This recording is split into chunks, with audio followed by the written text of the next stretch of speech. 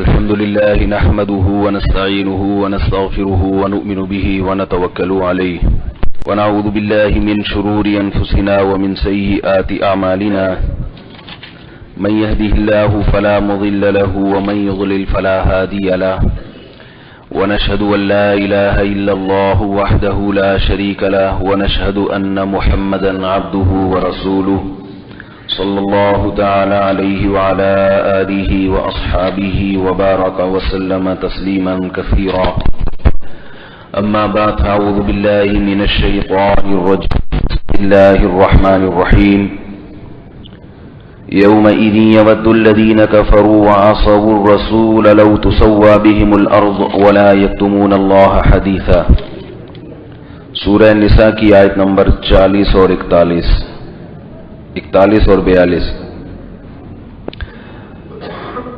فَكَيْفَ إِذَا جِئْنَا مِنْ كُلِّ أُمَّةٍ بِشَهِيدٍ وَجِئْنَا بِكَ عَلَى هَؤُلَاءِ شَهِيدًا فرمایا اس وقت کو یاد کرو جب ہم ہر امت پر ایک گواہ لے کر آئیں گے اور اے محمد صلی اللہ علیہ وسلم آپ کو بھی ہم گواہ بنا کے لائیں گے۔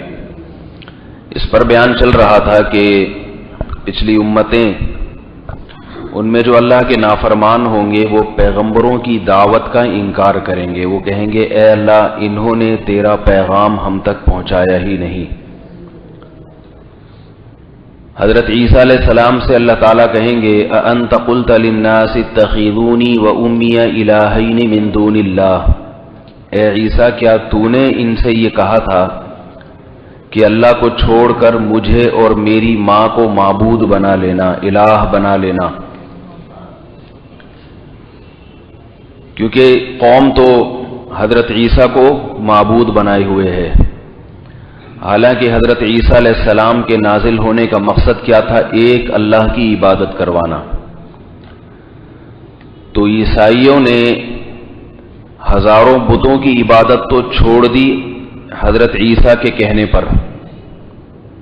آج بھی عیسائی بت پرست نہیں ہیں اور مزار پرست بھی نہیں ہیں۔ آپ کو عیسائیوں میں کوئی مزار نظر نہیں آئے گا کسی بابے کا۔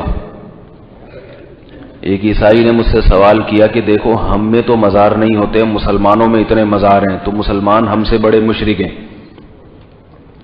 میں نے کہا ہاں جو مزار بناتے ہیں اور اس پہ چڑھاوے اور طواف اور یہ چیزیں تو وہ یقیناً آپ سے بڑے مشرک ہیں، اس میں کوئی شک نہیں، لیکن سارے ایسے نہیں ہیں۔ لیکن اس سے ایک بات پتہ چلی کہ مزار پرستی نہ تو یہودیوں میں ہے نہ عیسائیوں میں۔ اس سے پتہ چلا کہ جو مسلمان بزرگوں کے مزار بناتا ہے وہ یہود و نصارہ سے بھی گیا گزرا ہے، سمجھ رہے ہو؟ یعنی یہ کام تو وہ بھی نہیں کرتے۔ جو مزاروں کے گرد طواف کر رہا ہے، سجدے کر رہا ہے، وہ یہودی اور عیسائیوں سے بھی گیا گزرا ہے، کیونکہ مزار پر یا قبر پہ سجدہ یا طواف یا کسی پیر و مرشد کے سامنے سجدہ، یہ یہودی اور عیسائی بھی یہ کام نہیں کرتے۔ جو ان کی سمجھ میں آ رہی ہے جتنی توحید اتنی تو سمجھ لو میرے بھائی۔ اور ہمارے ہاں کل مجھے کسی نے بتایا، کلپ بھیجا کہ کوئی بہت بڑا اداکار ہے، اس نے اسلام قبول کیا انڈیا میں، اور اسلام قبول کرتے ہی پتہ نہیں کون سے بزرگ ہیں انڈیا کے بڑے مشہور ہیں، ان کے مزار پہ چڑھاوا چڑھانے چلا گیا۔ تو میں نے کہا ویسے ہی اچھا تھا بھائی، کیا خیال ہے؟ ویسے ہی اچھا تھا، ایسا اسلام قبول کر کے کیا فائدہ؟ ایک ہندو نے اسلام قبول کیا، بہت بڑا آفیسر تھا پولیس کا، تو ایک عالم نے اس سے پوچھا کہ خیریت کیا اسلام کی کون سی چیز تھی جس سے متاثر ہو کر آپ نے اسلام قبول کیا ہے؟ تو اس نے جواب میں کہا کہ میں نے سوچا ہمارے اتنے سارے بھگوان ہیں تو اگر ایک اللہ اور اس کے رسول، دو بھگوان اور صحیح، تو کیا جا رہا ہے اس میں؟ یعنی دو کو اور ایڈ کر لو اس میں۔ تو ان عالم نے کہا نہ ہی ہوتا تو اچھا تھا، ہندو ہی رہتا تو اچھا تھا۔ تو اس نے کہا کہ جہاں اتنے سارے بھگوان ہیں تو دو مسلمانوں کے بھی ملا لو ساتھ میں۔ تو حالانکہ اسلام نام ہی کس کا ہے؟ سب سے پہلے تمام بھگوانوں کی، تمام معبودوں کی، تمام خداؤں کی، تمام الہوں کی نفی۔ لا الہ پہلے ہے، الا اللہ بعد میں ہے۔ اگر کلمہ یوں ہوتا کہ اللہ پہلے ہوتا، اللہ آمنت باللہ، میں اللہ پر ایمان لایا، ولا الہ الا ہو، اور صرف اللہ پر لایا، اللہ کے علاوہ کسی اور پہ نہیں، یوں ترتیب ہوتی تو بھی ٹھیک تھا. بھائی میں اللہ پر لا رہا ہوں ایمان، اللہ کو خدا مانتا ہوں، گاڈ مانتا ہوں، معبود مانتا ہوں، باقیوں کو نہیں مانتا، تو یوں ہونا چاہیے تھا. لیکن اللہ نے کلمے کی ترتیب کیا بیان کی کہ پہلے باقیوں کی نفی کرنی ہے، پھر اللہ کو ماننا ہے. کیونکہ اگر باقیوں کی نفی نہیں کی تو پھر ایسا ماننا اللہ کے ہاں وہ ماننا نہیں ہے. آ رہی ہے بات سمجھ میں؟ جہاں سے نہیں آنا شروع ہو تو مجھے بتا دیں کہ بھئی یہاں سے بات سمجھ میں نہیں آ رہی. وَمَا يُؤْمِنُ أَكْثَرُهُمْ بِاللَّهِ إِلَّا وَهُمْ مُشْرِكُونَ.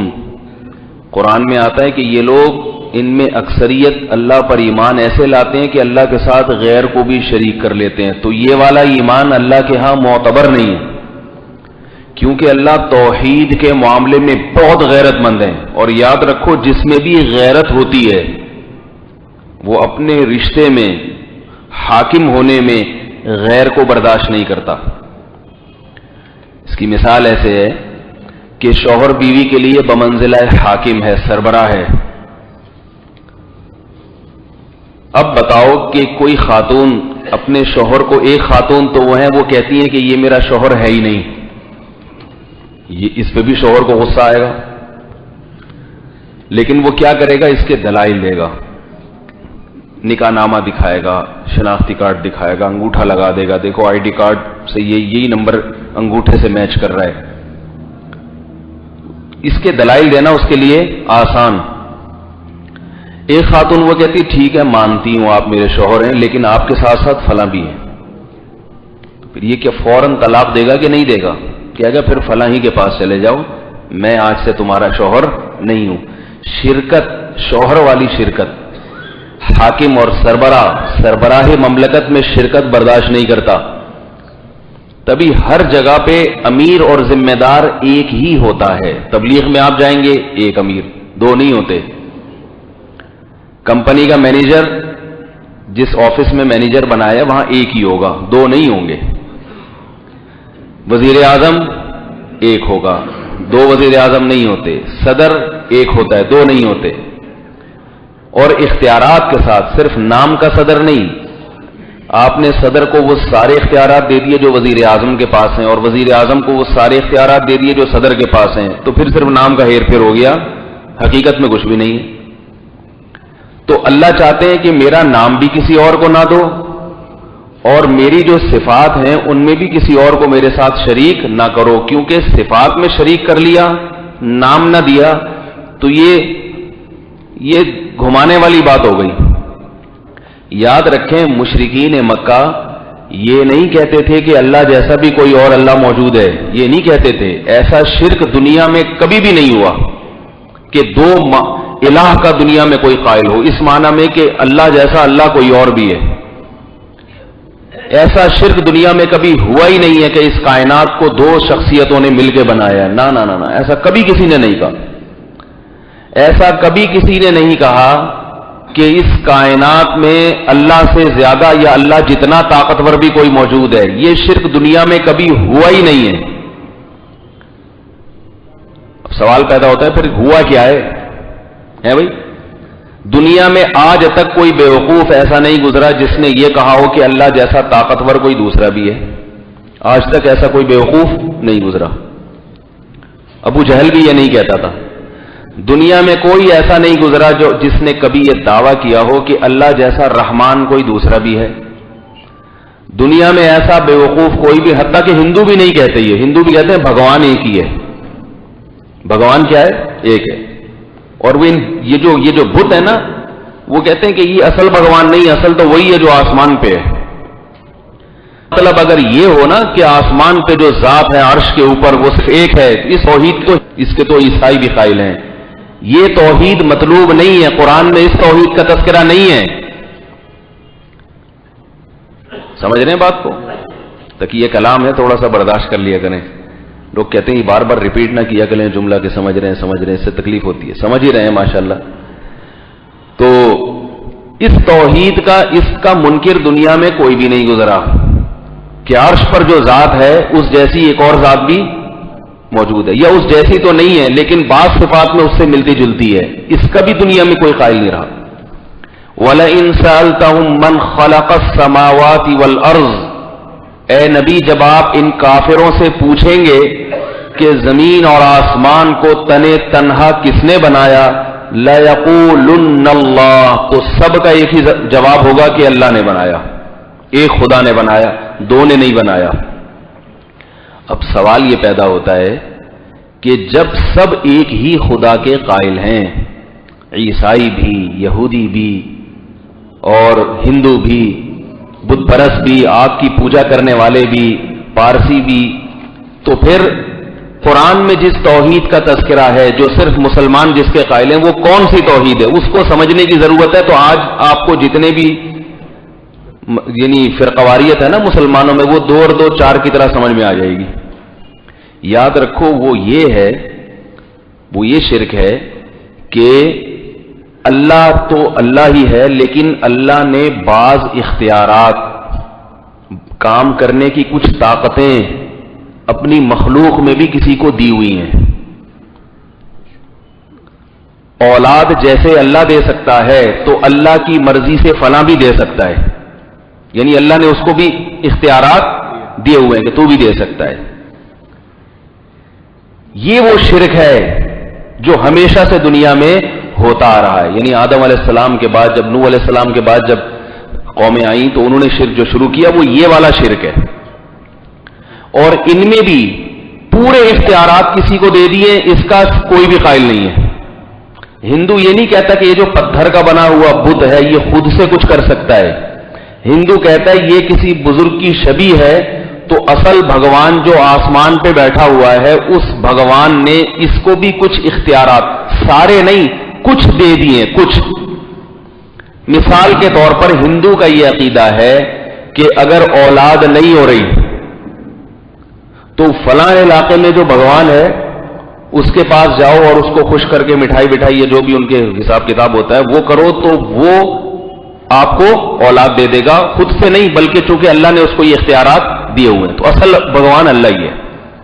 یہ والا شرک ہے ہندوؤں میں، آپ کسی ہندو سے پوچھ کے دیکھ لیں، سمجھ رہے بات کو؟ کبھی ہندو سے پوچھو نا بھگوان کتنے، کہتے ہیں اصل تو ایک ہی ہے، اصل ایک ہی ہے۔ اور اس کی مثال وہ یہ دیتے ہیں کہ جیسے صدر اور وزیر اعظم، ملک کا سربراہ یا حاکم یا بادشاہ، سعودی عرب کی مثال زیادہ کیونکہ ایک ہی بادشاہ ہے، بادشاہ ہوتا ہے تو بادشاہ خود بھی بہت سے لوگوں کے کام کر دیتا ہے اور بادشاہ اختیارات بھی دے دیتا ہے کہ بھئی میرا وزیر ہے وہاں پر اس علاقے میں، اس کو بھی میں نے یہ اختیارات دے دیے، کسی کو پلاٹ دینا چاہے، نیشنلٹی دینا چاہے تو وہ بھی کر سکتا ہے۔ تو ایسا ہی اللہ کو ضرورت تو نہیں ہے، وہ یہ بھی کہتے ہیں، ہم جب سوال کریں نا کہ بھئی بادشاہ تو اس لیے اختیارات دیتا ہے کہ وہ بیچارہ پورے سلطنت پہ خود نظر تھوڑی رکھ سکتا ہے، سارے اس کے گھر کے باہر لائن لگا کے کھڑے ہو جائیں کہ حضرت ہمیں نیشنلٹی چاہیے سعودی عرب کی، ہمارے یہ مسائل ہیں، ہمارے یہ میاں بیوی کا جھگڑا ہے، تو بھائی وہ خود نہیں کر سکتا تو اس نے عدالتیں بنا دی ہیں، ایک عدالت طائف میں بنا دی، مکہ میں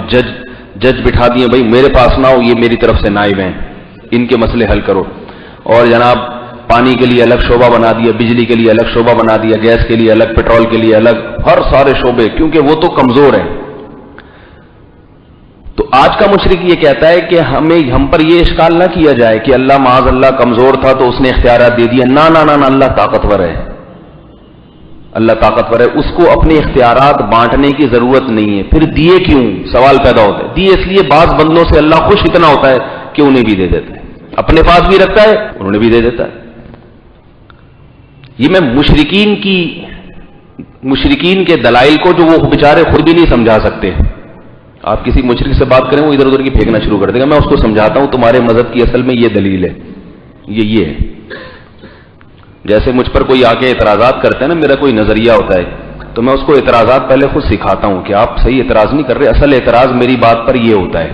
وہ کہتے ہیں یار یہ تو میرا بھی ذہن نہیں کیا تھا، تو یہ بنے گا، یہ ایک اور اعتراض ہوتا ہے، تو اعتراض تو ڈھنگ سے کرو تاکہ جواب دینے میں مزہ تو آئے۔ تم تو اعتراض ایسے کر رہے ہو، دو آدمیوں کے سامنے کہو گے آپ کا تو اعتراض ہی درست نہیں ہے۔ مجھ پہ لوگ آتے ہیں نا 2-3 شادیوں پہ اعتراض کرتے ہیں، یہ اعتراض، میں کہتا ہوں یہ آپ کا اعتراض نہیں، اعتراض اصل میں یہ ہوتا ہے. کہتے ہیں ہاں اس طرف تو میرا دماغ ہی نہیں گیا تھا. پھر میں اس کا جواب دیتا ہوں کہ اس کا جواب یہ ہے. تو مشرکین جو ہے نا، مشرکین تو پاگل ہوتے ہیں، تو بیچاروں کو تو اعتراض بھی کرنا نہیں آتا.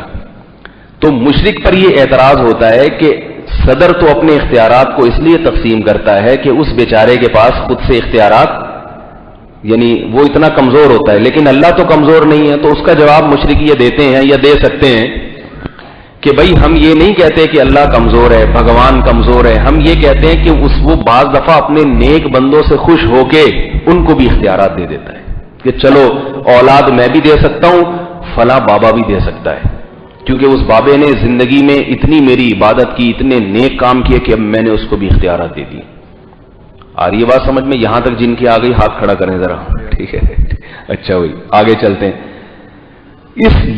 یہ والا شرک ہے جس کی قرآن نفی کے لیے نازل ہوا. ہمیں یہی نہیں پتا کہ قرآن میں کون سی توحید بیان ہو رہی ہے. قرآن الحمد سے لے کے والناس تک کس شرک کی نفی کر رہا ہے، اور لا الہ کا جو پہلا جز ہے کہ اللہ کے سوا کوئی معبود نہیں، اس کا مطلب کیا ہے. ہم کسی سے پوچھو اس کا مطلب کیا ہے، بڑے بڑے پڑھے لکھے لوگ ہوں گے اللہ کے سوا کوئی دوسرا خدا نہیں ہے. تو یہ تو اس کے لیے تھوڑی کلمہ نازل ہوا ہے. یہ تو مشرک بھی مانتے تھے کہ اللہ کے سوا کوئی خدا، کوئی گاڈ کوئی ہے ہی نہیں. تو قرآن اس شرک کی نفی کرنے کے لیے نازل ہوا ہے کہ اللہ کہتے ہیں میں نے کسی کو قطعاً کسی بھی قسم کا کوئی اختیار نہیں دیا. آ رہی ہے بات سمجھ میں؟ لہذا جب اختیار نہیں دیا تو اس سے مانگنے کا فائدہ بھی نہیں ہے. جیسے KESC والوں کو اختیار ہے کس چیز کا؟ کبھی کبھار بجلی بحال کرنے کا. آئی بات سمجھیں؟ پہلے تو کاٹنے کا تھا، اب ہے کبھی کبھار بجلی بحال کرنے کا اختیار. حکومت نے کس کو دیا ہے؟ KESC والوں. حکومت کے پاس خود بھی آپ وزیر اعظم سے جائیں وہ بھی کروا دے گا کام، لیکن وہاں جانے کے بجائے آپ پڑوس میں چلے جائیں، کسی بھی KESC کے دفتر چلے جائیں، وہ بجلی تھوڑی دیر کے لیے کھول دے گا. آئی بات سمجھ میں؟ تو جس کے پاس اختیارات ہوتے ہیں انسان اس سے امیدیں لے کے جاتا ہے، امیدیں لے کے جاتا ہے انسان اس کے پاس کہ بھئی آپ میرا یہ کام کر دیں. تو اللہ کہہ رہے ہیں کہ کسی سے قطعاً کسی بھی قسم کی کوئی بھی امید لگانے کی ضرورت نہیں ہے، کیونکہ میں نے اپنے اختیارات کسی کو دیا ہی نہیں. لہذا کسی سے ہیلپ لینے کی، مدد مانگنے کی، یا رسول اللہ مدد، یا اللہ مدد، یا بھگوان یہ پتھر، ضرورت ہی نہیں ہے. اب اس پر کچھ سوالات ہوتے ہیں، 2 سوالات ہوتے ہیں جو مشرکین کی طرف سے کیے جاتے ہیں، اور اسی پر ان کے پورے مناظرے گھوم رہے ہوتے ہیں واٹس ایپ پہ، فیس بک پہ. ہر تھوڑے دن بعد کوئی نہ کوئی آ جائے گا، وہ پھر ایک نئی بات شروع کر دے گا. 2 سوالات یہ ہوتے ہیں کہ اچھا اگر اللہ نے کسی کو کچھ کرنے کا اختیار ہی نہیں دیا ہے تو آپ پولیس سے پھر مدد کیوں مانگتے ہو؟ بات بات پہ 15 پہ کیوں فون کرتے ہو؟ مدد کے لیے پولیس کو بلائیے. بیمار ہو جاتے ہو تو ڈاکٹر سے مدد لیتے ہو، ہے بھائی؟ تو جو پولیس سے مدد مانگ رہا ہے، جب پولیس مدد کر سکتی ہے تو نبی کا درجہ تو پولیس سے بھی بڑا ہے. نبی کو مانگنے میں شرک کیسے ہو گیا؟ پولیس سے مانگنا شرک نہیں ہے. تو یاد رکھو یہاں اختیارات کا مطلب کیا ہے. اللہ نے جو اختیارات دیے ہیں، ایک ہوتا ہے جس کی کوئی سائنٹیفک لاجک ہو، وہ اختیارات تو اللہ نے دیے ہوئے ہیں، وہ بھی نہ ہو تو پھر تو بت بن کے بیٹھا رہے، کوئی کچھ کر ہی نہ سکے. جن کے ظاہری اسباب ہوتے ہیں، جس کے لیے اللہ نے دنیا میں سبب کو پیدا کیا، وسیلہ اور ذریعہ کو پیدا کیا. میں اگر پولیس سے مدد مانگتا ہوں تو کیوں؟ یہ مجھے پتا ہے کہ اس زمانے میں جو ذرائع اور وسائل ہیں، جو سائنسی اور طبی ذرائع ہیں، وہ پولیس استعمال کر کے میری مدد کر سکتی ہے. کیوں؟ نمبر 1 لڑنے کے لیے طاقت ہونی چاہیے، اسلحہ ہونا چاہیے، وہ پولیس کے پاس ہے، میرے پاس نہیں ہے. نمبر 2 قانون سے نمٹنے کی طاقت پولیس کے پاس ہے، میرے پاس نہیں ہے. موبائل پولیس کے پاس ہے، میرے پاس نہیں ہے. حکومت نے اتھارٹی کس کو دی ہے؟ پولیس کو دی ہے، مجھے نہیں دی ہے. پولیس وہ تمام وسائل اختیار کرے گی. نمبر 1 سائرن بجاتی ہوئی آئے گی. یہ سائرن اس کی علامت ہے کہ سارے بھاگ جاؤ یہاں سے، دائیں بائیں ہو جاؤ، ہم کہیں جا رہے ہیں، فارم میں ہیں بہت زیادہ. میرے پاس سائرن والی ایمبولینس کی، میرے پاس سائرن والی موبائل نہیں ہے. نمبر 2 وہ وردی پہن کے آئیں گے اور ہاتھ میں بندوق ہوگی اور گھسیں گے. وہی سارے، یعنی اس کو اگر کوئی سائنسدان بیان کرنا چاہے تو کہے گا بھئی جو انہوں نے کیا ہے، جو کچھ وہ کر رہے ہیں اس کا سائنٹیفک نتیجہ یہی نکلے گا. مجھے پیاس لگ رہی ہے، میں آپ سے پانی مانگتا ہوں، مجھے مدد چاہیے پانی، تو آپ سے میں اس لیے مدد مانگ رہا ہوں کہ پانی کے اگر اسباب ہوں، یعنی پانی بھی موجود ہے، ٹینکی بھی موجود ہے، اس کے نیچے نلکے بھی لگے ہوئے ہیں، تو مجھے پتا ہے یہ آدمی سب سے پہلے اٹھے گا، اور آپ جب خوراک کھاتے ہیں تو وہ جلتی ہے، اس سے انرجی پیدا ہوتی ہے، تو اٹھنے کی طاقت پیدا ہوتی ہے. سارے ڈاکٹروں کا اس پر اتفاق ہے، کوئی ایسے نہیں کہ خلائی کوئی کام ہو رہا ہے. آپ اٹھیں گے، دو ٹانگوں سے چل کے جائیں گے، نلکا کھولیں گے تو پانی نیچے گرے گا، کیونکہ پانی ہمیشہ اوپر سے نیچے آتا ہے. اگر ایسا نلکا لگاؤ نا کہ الٹے منہ لگاؤ، یہاں کھولے تو پانی نیچے سے اوپر جا رہا ہو، یہ پھر اسباب سے ہٹ کے طاقت ہے. یعنی ایک آدمی کیا کرتا ہے، ٹینکی میں جھانکتا ہے اور پانی نیچے جانے کے بجائے اس کو دیکھ کے اوپر آتا ہے، اس کو ایسی طاقتیں ہیں. یہ پھر ہم کیا کہیں گے، یہ اسباب سے ہٹ کے کام ہو رہا ہے. یہ کام انسان نہیں کر سکتا، یہ کون کرے گا؟ اللہ کرے گا. یہ نیچے سے بجائے اوپر آنا شروع ہو جائے، پانی ہمیشہ اوپر سے نیچے آئے گا، اوپر سے ہمیشہ نیچے آئے گا پانی. تو یہ سارے تبھی، یعنی ہم آپ سے وہی کام لیں گے یا آپ مجھ سے وہی کام لوگے جس کا آپ کو پتا ہے کہ یہ اس کے لیے کوئی بزرگ ہونا ضروری نہیں ہے. تبھی شرک کبھی نارمل آدمی کے ساتھ نہیں ہوتا، ہمیشہ جو بزرگ ہوتے ہیں یا کوئی جن کے بارے میں وہم ہوتا ہے کہ یہ بہت ہی پہنچے ہوئے لوگ ہیں، ان کے ساتھ شرک ہوتا ہے، ان کو لوگ اللہ کے ساتھ شریک کرتے ہیں. تو اسباب کے تحت جو مانگنا ہے وہ مانگنا نہیں ہے جو اہدنا الصراط المستقیم میں ہم نے اللہ سے مانگا ہے، یا ایاک نعبد و ایاک نستعین میں ہم کہہ رہے ہیں کہ اللہ ہم تیری ہی عبادت کریں گے، تجھ ہی سے مدد مانگیں گے. یہ وہ والا مدد مانگنا نہیں ہے، یہ مدد تو ہم پولیس سے بھی مانگتے ہیں. یہ وہ مدد ہے کہ جہاں اسباب کام کرنا چھوڑ دیں، وہاں جب مدد مانگی جاتی ہے تو وہ کس سے؟ اللہ سے. کیونکہ اللہ کو کسی چیز کو بنانے میں کسی سبب کا محتاج نہیں ہے، توانائی پیدا کرنے میں سبب کا محتاج نہیں ہے، اور ناممکن کو ممکن بنا دیتا ہے وہ. اس کی میں آپ کو مثال دوں. دیکھو، جب بھی کوئی چیز دنیا میں وجود میں آتی ہے اس کی کوئی سائنٹیفک لاجک ہوتی ہے نا، سائنسدان کہتے ہیں بھائی یہ ہے لہذا اس وجہ سے یہ ہو گیا. لیکن کچھ کام دنیا میں ایسے ہوئے ہیں جن کی کوئی لاجک نہیں ہے. مثلا یہ کائنات کیسے وجود میں آ گئی؟ سوال پیدا ہوتا اگر کچھ پہلے سے تھا تو وہ کس نے بنایا؟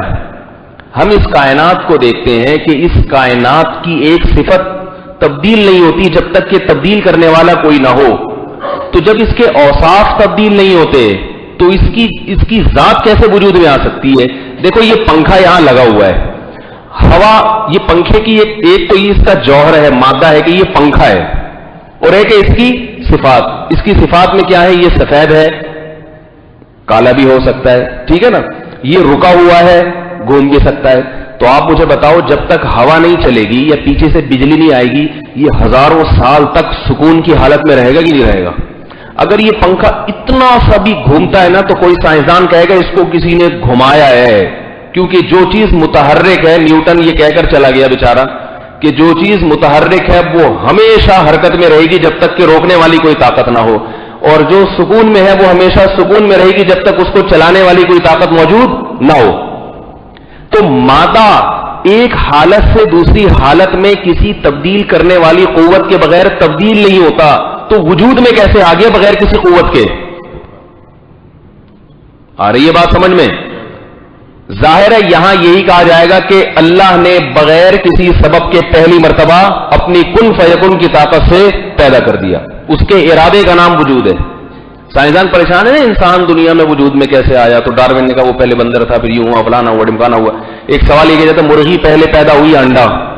یہ قیامت تک حل نہیں ہو سکتا یہ سوال، کیونکہ ہم نے تو اسباب دیکھے ہیں نا، اسباب ہم نے دیکھا بھائی مرغی پیدا ہونے کے لیے پہلے انڈا ہونا چاہیے جس میں سے بچہ نکلتا ہے، لیکن انڈے کے لیے پہلے کیا ضروری ہے؟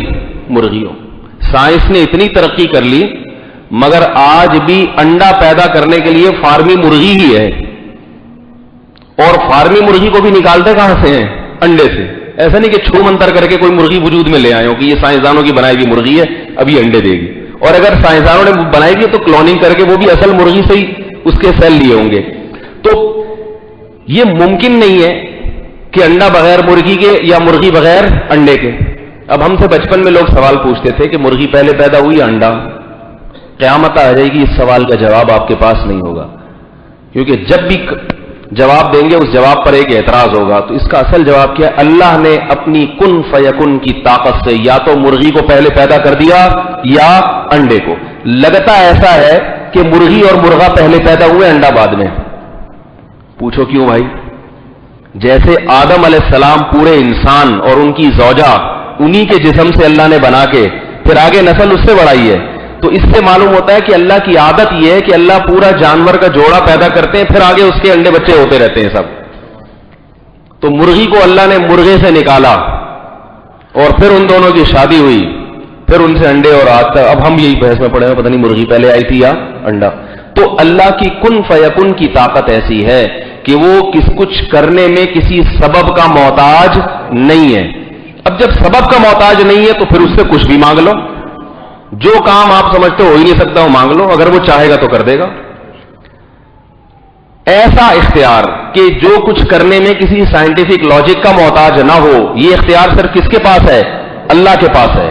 اللہ نے کسی کو بھی نہیں دیا، کیونکہ اللہ چاہتے ہی نہیں ہے کہ کوئی کسی کے پاس جائے مانگنے کے لیے. اس شرک کی نفی کے لیے قرآن نازل ہوا ہے. الحمد سے لے کے والناس تک اس شرک کی نفی ہو رہی ہے.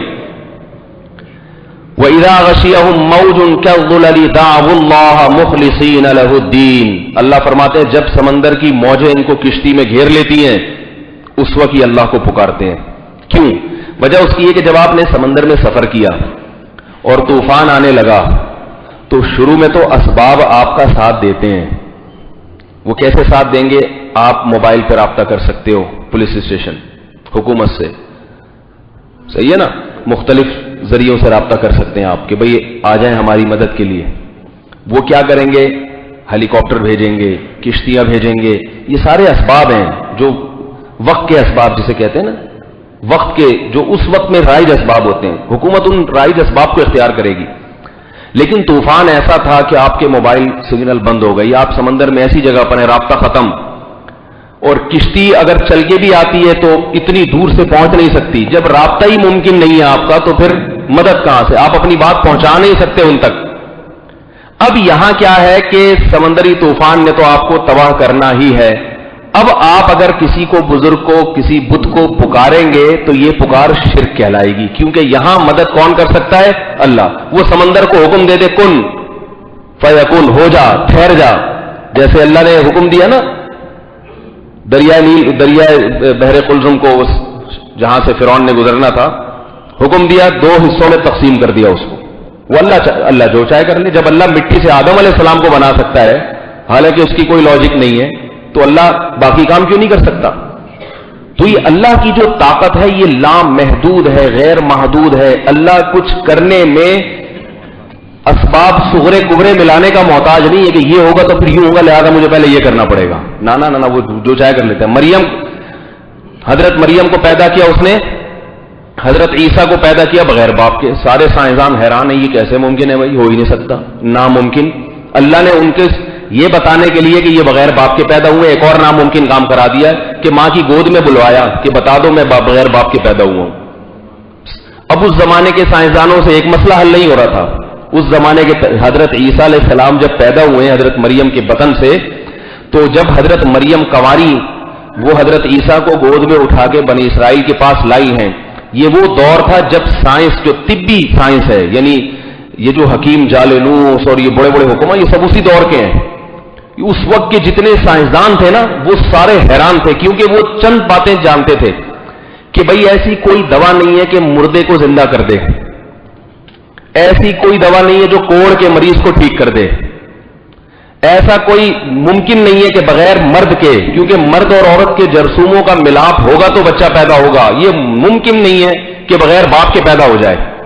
تو اس زمانے کے سارے سائنسدان ٹائپ کے لوگ جمع ہو کر کہنے لگے یا اخت ہارون ما کان ابوک امرأ سوء وما کانت امک بغیہ. اے ہارون کی بہن تیرا باپ بھی زانی نہیں تھا، تیری ماں بھی زانیہ نہیں تھی، اور ہارون کتنے نیک تھے جو تیرے بھائی تھے، تیرا سارا خاندان اتنا نیک اور تو نے معاذ اللہ زنا کر لیا، تو بدکاری کر کے آ گئی. اب حضرت مریم کیا سمجھاتی ان کو؟ تو اللہ نے کیا کہا ان کو یہ بتانے کے لیے کہ میں کچھ کرنے میں سبب کا محتاج نہیں ہوں. اللہ نے بغیر باپ کے بھی پیدا کیا اور ایک اور قدرت کا نمونہ دکھا دیا. کیونکہ ان کو یقین نہیں آ رہا نا. اگر حضرت مریم کہتی بھائی اللہ کی قدرت ہے, اللہ کچھ کرنے میں محتاج نہیں, لوگ کہتے یہ کیا ہو رہی ہے, کیوں نہیں, تو اللہ نے ایک اور کام کرا دیا. وہ کیا, حضرت عیسیٰ علیہ السلام ماں کی گود میں تقریر شروع کر دی پوری, انہوں نے ایسی زبردست نمبر والی بیان شروع کر دیا. بیان ایسا زبردست حضرت عیسیٰ نے بیان کیا, انی عبد اللہ, میں اللہ کا بندہ ہوں. حضرت عیسیٰ کی زبان سے جو پہلا لفظ نکلا ہے وہ کیا, میں اللہ کا بندہ ہوں. رسول بعد میں, بندہ اور غلام پہلے, تاکہ مجھے معبود نہ بنا لینا. انی عبد اللہ آتانی الکتاب, مجھے صرف پیغمبر نہیں ہوں, ایسا پیغمبر جسے آسمانی کتاب ملے گی. تو جو ولد الزنا ہوتا ہے, ناجائز بچہ ہوتا ہے, وہ بولتا نہیں ہے, اس کے ہاتھ میں یہ کرامتیں نہیں ہوتی. نمبر 2, ایسی کرامت کہ وہ یہ بھی پیش گوئی کرے کہ مجھے آسمانی کتاب ملے گی. تو اللہ تعالیٰ کبھی کسی ناجائز بچے کو پیغمبر نہیں بنا سکتے, اور ایسا برگزیدہ پیغمبر کہ اس کو آسمانی کتاب بھی دے دیں, اور وہ بچہ ماں کی گود میں کہہ رہا ہے کہ مجھے آسمانی کتاب بھی ملے گی, انجیل. وجعلنی نبیا, میں پیغمبر ہوں, پیغمبر, اللہ نے مجھے پیغمبر بنا دیا ہے. وأوصانی بالزکات بالصلاۃ والزکات, اور مجھے اس نے وصیت کی ہے نماز پڑھوں اور زکات ادا کروں. کیا مطلب, یہ اچھے اچھے کام کروں گا میں. جو ناجائز ہوتا ہے اس کو اسی وقت سے یہ تعلیم تھوڑی کرتا ہے, وہ اس کی تو تربیت نہیں ہوتی بیچارے کی, باپ نہیں ہوتا اس کا, وہ تو خود نماز پڑھنے بڑی بات ہے. وہ دنیا کا معلم کہاں سے بنے گا, جبکہ میں دنیا کے لیے معلم بن کے آیا ہوں. یہ ساری اسباب سے ہٹ کے باتیں ہو رہی ہیں کہ نہیں ہو رہی. وجعلنی مبارکا اینما کنت, جہاں دنیا میں جاؤں گا برکتیں میرے ساتھ ساتھ چلیں گی. ناجائز بچے کی برکتیں تھوڑی ہوتی ہیں.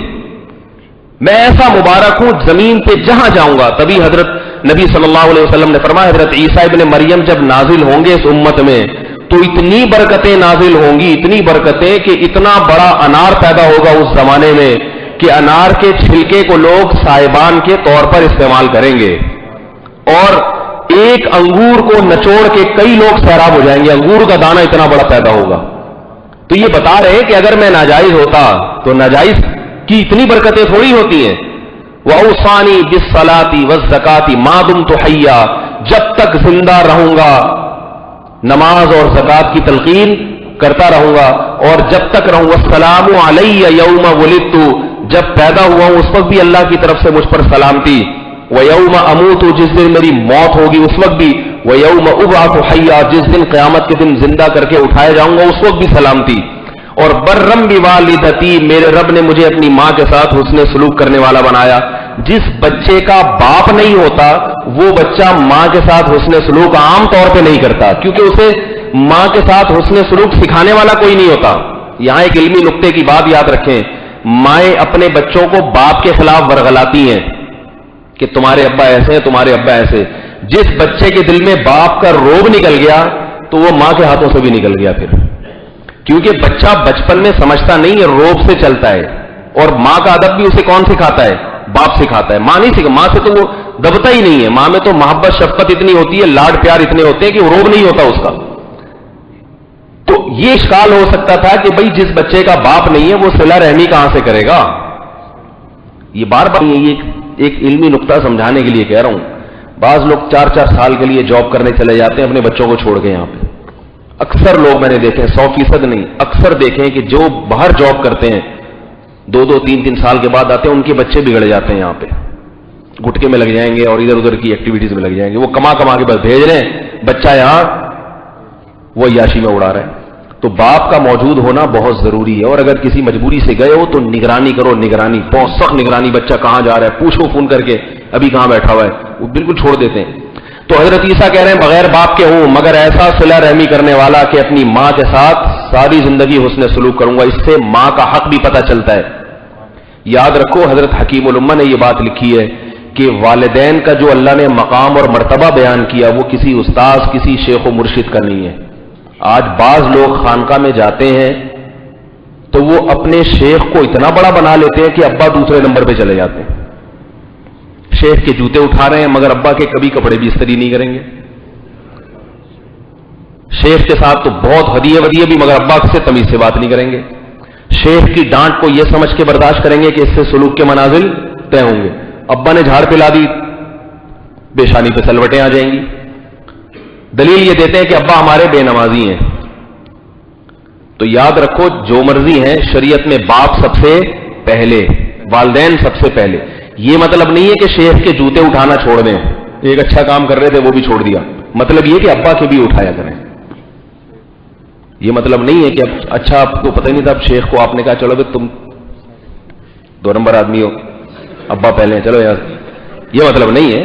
اس کو بھی احترام دیں، اس سے آپ دین سیکھ رہے ہیں. بزرگوں کی تو، اور خاص طور پہ شیخ اگر کوئی بڑے بزرگ ہیں، عالم ہیں، تو ان کا جتنا احترام کریں کم ہے. مگر کہنے کا مقصد ہی کہ جتنا ان کا کر رہے ہیں اس میں تھوڑا گڑ ڈال کے، تڑکا لگا کے تھوڑا سا ابا کی طرف. آئی بات سمجھ میں؟ اور ماں کا اس سے بھی زیادہ احترام کریں. باپ کا شریعت میں احترام زیادہ ہے ماں کی نسبت، مگر بدکلامی کا گناہ باپ کی نسبت ماں سے بدکلامی کا گناہ زیادہ ہے، کیونکہ ماں کو تکلیف زیادہ ہوتی ہے. باپ مرد ہے نا، اس کو وہ 2-3 کھینچ کے بھی لگا دے گا، ماں بیچاری لگا نہیں سکتی، وہ کڑتی رہتی ہے. اس لیے شریعت نے اخلاق کے معاملے میں ماں کا مقام اور مرتبہ باپ سے 3 گنا زیادہ بتایا ہے. اخلاق میں، اطاعت میں نہیں. یاد رکھو اطاعت میں باپ کا مقام ماں سے زیادہ ہے، کیونکہ سربراہ اللہ نے باپ کو بنایا ہے. تو یہ پوری تقریر حضرت عیسیٰ علیہ الصلوۃ والسلام کر رہے ہیں، برم بوالدتی. تو یہ بھی اس زمانے کے جتنے بھی طبیب تھے، حکیم تھے، جو اس زمانے کے سائنسدان تھے، حیران یہ کیا ہو رہا ہے بھائی، یہ کیا ہو رہا ہے. تو اللہ بتا رہے ہیں کہ جیسے میں یہ کر سکتا ہوں بغیر باپ کے بھی پیدا کر سکتا ہوں. تو یہ جو ہے نا کہ یہ کوئی کچھ کر لے گا اسباب سے ہٹ کے، اللہ کہتے ہیں کہ میں نے کسی کو کسی بھی قسم کے اختیارات نہیں دیے، کوئی کچھ نہیں کر سکتا. اس پر ایک پھر سوال پیدا ہوتا ہے جو مشرکین کرتے رہتے ہیں. وہ یہ ہوتا ہے کہ اچھا آپ کہہ رہے ہو اللہ نے کسی کو اسباب سے ہٹ کے اختیار دیا ہی نہیں، تو یہ انبیاء کی جو اتنے معجزے ہیں اور ولی اللہ کی جو اتنی کرامتیں ہیں، نبی صلی اللہ علیہ وسلم نے چاند کو انگلی سے اشارہ کیا 2 ٹکڑے کر دیے، کیا اس کی کوئی سائنٹیفک لاجک تھی؟ بولے بھائی کیا ہو گیا آپ لوگوں کو؟ تو اس کا مطلب اللہ نے آپ کو چاند کے 2 ٹکڑے کرنے کا اختیار دیا ہے. حضرت عیسیٰ ہی کو دیکھ لیں، مردوں کو کہتے تھے قم باذن اللہ، مردہ کھڑا ہو گیا. تو مردہ زندہ کرنا اس کی کوئی سائنٹیفک لاجک ہے بھائی؟ لیکن حضرت عیسیٰ تو مردوں کو زندہ کرتے تھے. نابینا کی آنکھوں پہ ہاتھ پھیرتے حضرت عیسیٰ، بینائی واپس. پیدائشی نابینا، پیدائشی ڈاکٹر آج تک پیدائشی نابینا کا علاج نہیں کر سکے. ہاں بعد میں نگاہ بینائی چلی گئی تو اس کا کچھ ہو سکتا ہے، پیدائشی کا نہیں ہوتا. آنکھیں لگا دیں گے کسی دوسرے کی، اسی کی آنکھوں کی بینائی. حضرت عیسیٰ آنکھیں نہیں لگا رہے، اسی کی آنکھوں پہ ہاتھ پھیرا، بینائی واپس. کوڑ کا مرض آج تو اس کے ٹیکے اور ویکسینیشن ہے، اس زمانے میں حکیم کہتے تھے ناممکن. حضرت عیسیٰ ہاتھ لگاتے بیماری ٹھیک ہو جاتی، برس کا مرض ٹھیک ہو جاتا. تو مشرکین یہ کہتے ہیں کہ اگر اللہ نے یہ اختیارات نہیں دیے، جیسے کہ یہ وہابڑے کہتے ہیں، ہم لوگ کو وہ کہتے ہیں وہابڑا. ایک ہوتا ہے وہابی، جو چھوٹے موٹے دیوبندی ہوتے ہیں نا ان کو وہابی کہا جاتا ہے.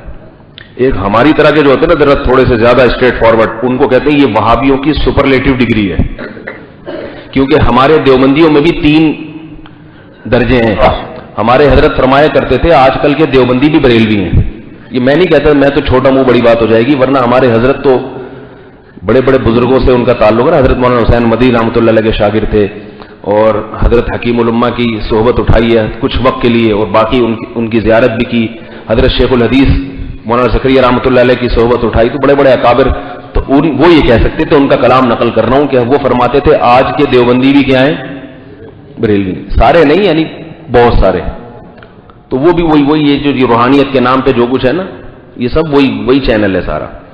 تو روحانی علاج اور ٹوپی ڈرامے جو آج پچھلی دفعہ میں نے جو بیان ہی اپنا ہٹوا دیا ہے، اس میں تھوڑی سی ایڈیٹنگ کر کے پھر چڑھاؤں گا. اس بیان بالکل صحیح تھا، یاد رکھو بیان بالکل صحیح تھا. جو میں نے ایک کی واٹ لگائی تھی نا، اس میں یہ نہیں کہ میں نے رجوع کر لیا ہے، لیکن یہ کہ ہماری قوم میں تحمل نہیں ہے. جب وہ روحانی والے بڑے بڑے بعض بزرگ سنیں گے نا کہ ہمارے بارے میں یہ کہہ رہا ہے، تو وہ مجھ سے بدگمان ہوں گے، میرے خلاف سازشیں شروع کر دیں گے. جو میں کام کر رہا ہوں وہ نہیں کر سکتا پھر میں. حالانکہ میں ان کو فراڈی نہیں کہتا، ان بزرگوں کو میں بار بار کہتا ہوں وہ فراڈی نہیں ہے، عملیات کر کر کے ان کا دماغی توازن خراب ہو گیا ہے. اور دماغی توازن خراب ہونے کا بزرگ ہونے نہ ہونے سے کوئی تعلق نہیں، یہ کسی کا بھی ہو سکتا ہے. تو جو بھی روحانیت کے نام پہ یہ ڈرامے بازی کرے گا، چلے ولے کاٹے گا، اس کا سیٹنگ آؤٹ ہو جائے گی. کیونکہ اللہ نے جس سیٹنگ پہ پیدا کیا، وہ سیٹنگ جب بھی چھیڑو گے تو وہ پھر واپس اپنی اصل سیٹنگ، اچھا یہ ایسے خراب ہوتے پھر واپس بھی نہیں ہو سکتے.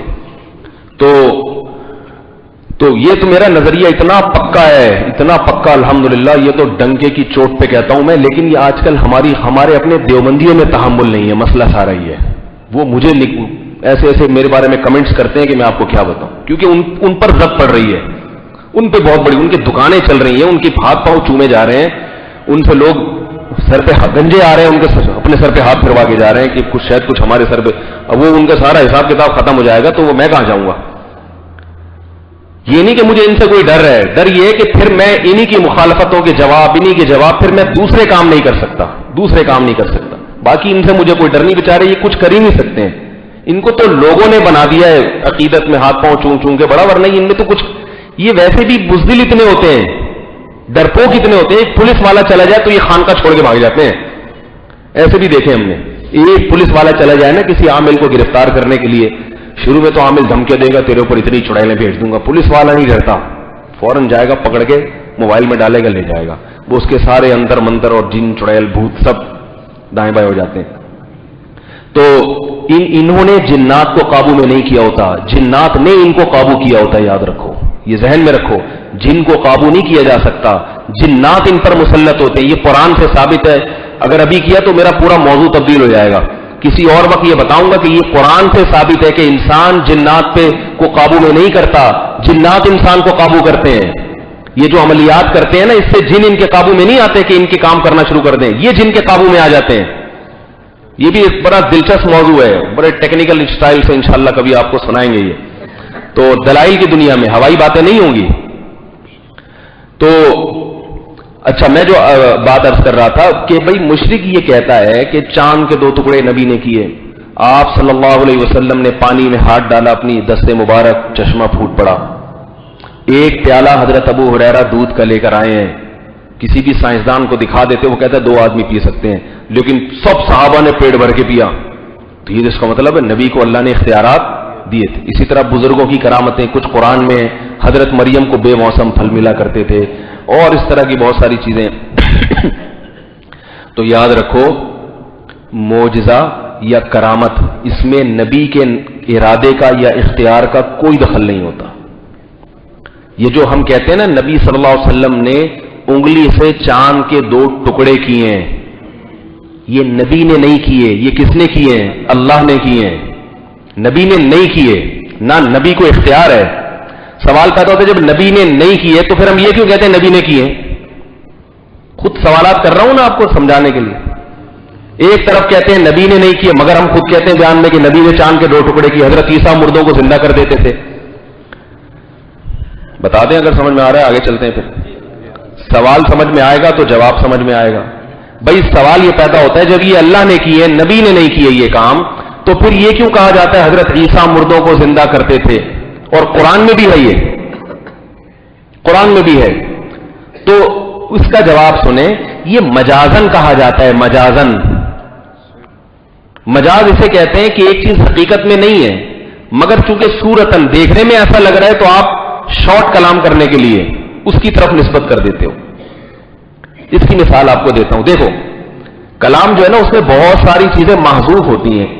دیکھیں ہم جب کھانا کھاتے ہیں بارات میں یا ولیمے میں، میں تو بارات میں نہیں کھاتا الحمدللہ، ولیمے میں کھانا کھایا، اب کوئی آپ سے پوچھتا ہے بھائی کتنی پلیٹیں کھائیں آپ نے؟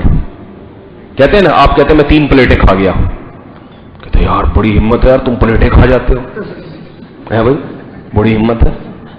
تو آپ کیا کہیں گے؟ بھائی مقصد پلیٹ کھانے کی نسبت جو پلیٹ کی طرف کر رہا ہوں یہ مجازن، اصل میں پلیٹ میں جو چیز تھی نا وہ کھائیے، لیکن شارٹ، کیونکہ سامنے والا عقل مند ہے، اسے پتا ہے کہ پلیٹیں نہیں کھائی جاتی، لہذا اس کو یہ بتانے کی ضرورت ہی نہیں ہے کہ پلیٹ میں موجود کھانا کھایا، عقل مند کے لیے اشارہ کافی ہوتا ہے۔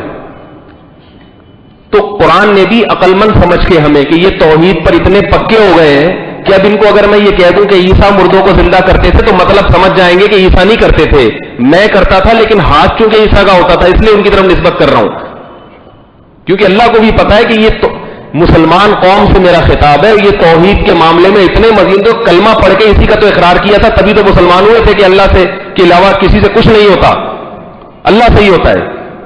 اب اگر ان کو میں کہوں گا کہ نبی نے چاند کے 2 ٹکڑے کیے تو یہ سمجھ جائیں گے کہ یہ مجازن نسبت کی جا رہی ہے، نبی کا ہاتھ استعمال ہوئے، کیے کس نے؟ اللہ نے کیے۔ ایک اور مثال کہ عقل مند کے لیے اشارہ کافی ہوتا ہے اور عقل مند سے پورا کلام کرنے کی ضرورت نہیں ہوتی۔ آپ کہیں لیٹ ہو گئے، کسی نے پوچھا فون کر کے کہاں پھنس گئے، آپ کہتے ہو بھائی گاڑی پنچر ہو گئی ہے، کہتے ہیں کہ نہیں کہتے؟ کہہ رہے یار گاڑی ٹائر پنچر ہوتا ہے، گاڑی تو کبھی پنچر نہیں ہوتی۔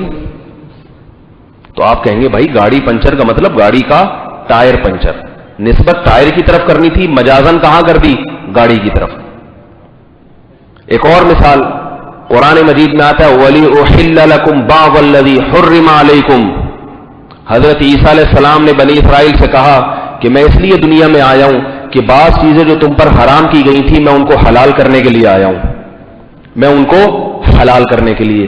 حالانکہ قرآن میں ہی آپ دیکھیں لِمَا تُحَرِّمُ مَا أَحَلَّ اللَّهُ، اے نبی اس چیز کو کیوں حرام کرتے ہو جو اللہ نے حلال کر دی؟ نہیں آئی بات سمجھ میں؟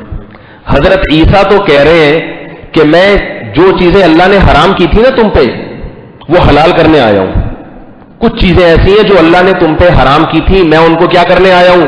حلال کرنے۔ تو حضرت عیسیٰ کا مقام بڑا ہے ہمارے نبی کا، اور ہمارے نبی کو اللہ تنبیہ کر رہے ہیں کہ جو چیز اللہ نے حرام کی حلال کی ہے آپ اس کو حرام کیوں کر رہے ہو؟ آپ کو کس نے اختیار دیا؟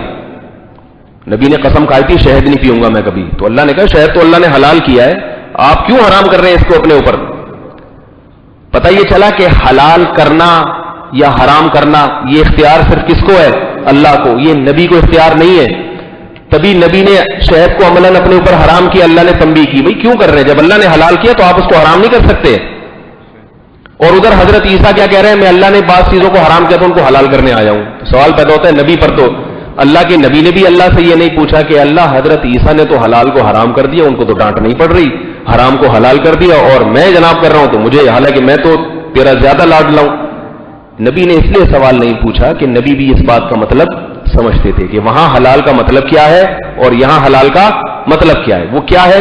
حضرت عیسیٰ نے جب یہ کہا کہ میں جو چیزیں تم پہ حرام تھی ان میں سے بعض چیزوں کو حلال کرنے آیا ہوں، کا مطلب ان کی حلال ہونے کے بیان کرنے آیا ہوں، میں اس بیان کرنے کو کرنے سے تعبیر کر دیا۔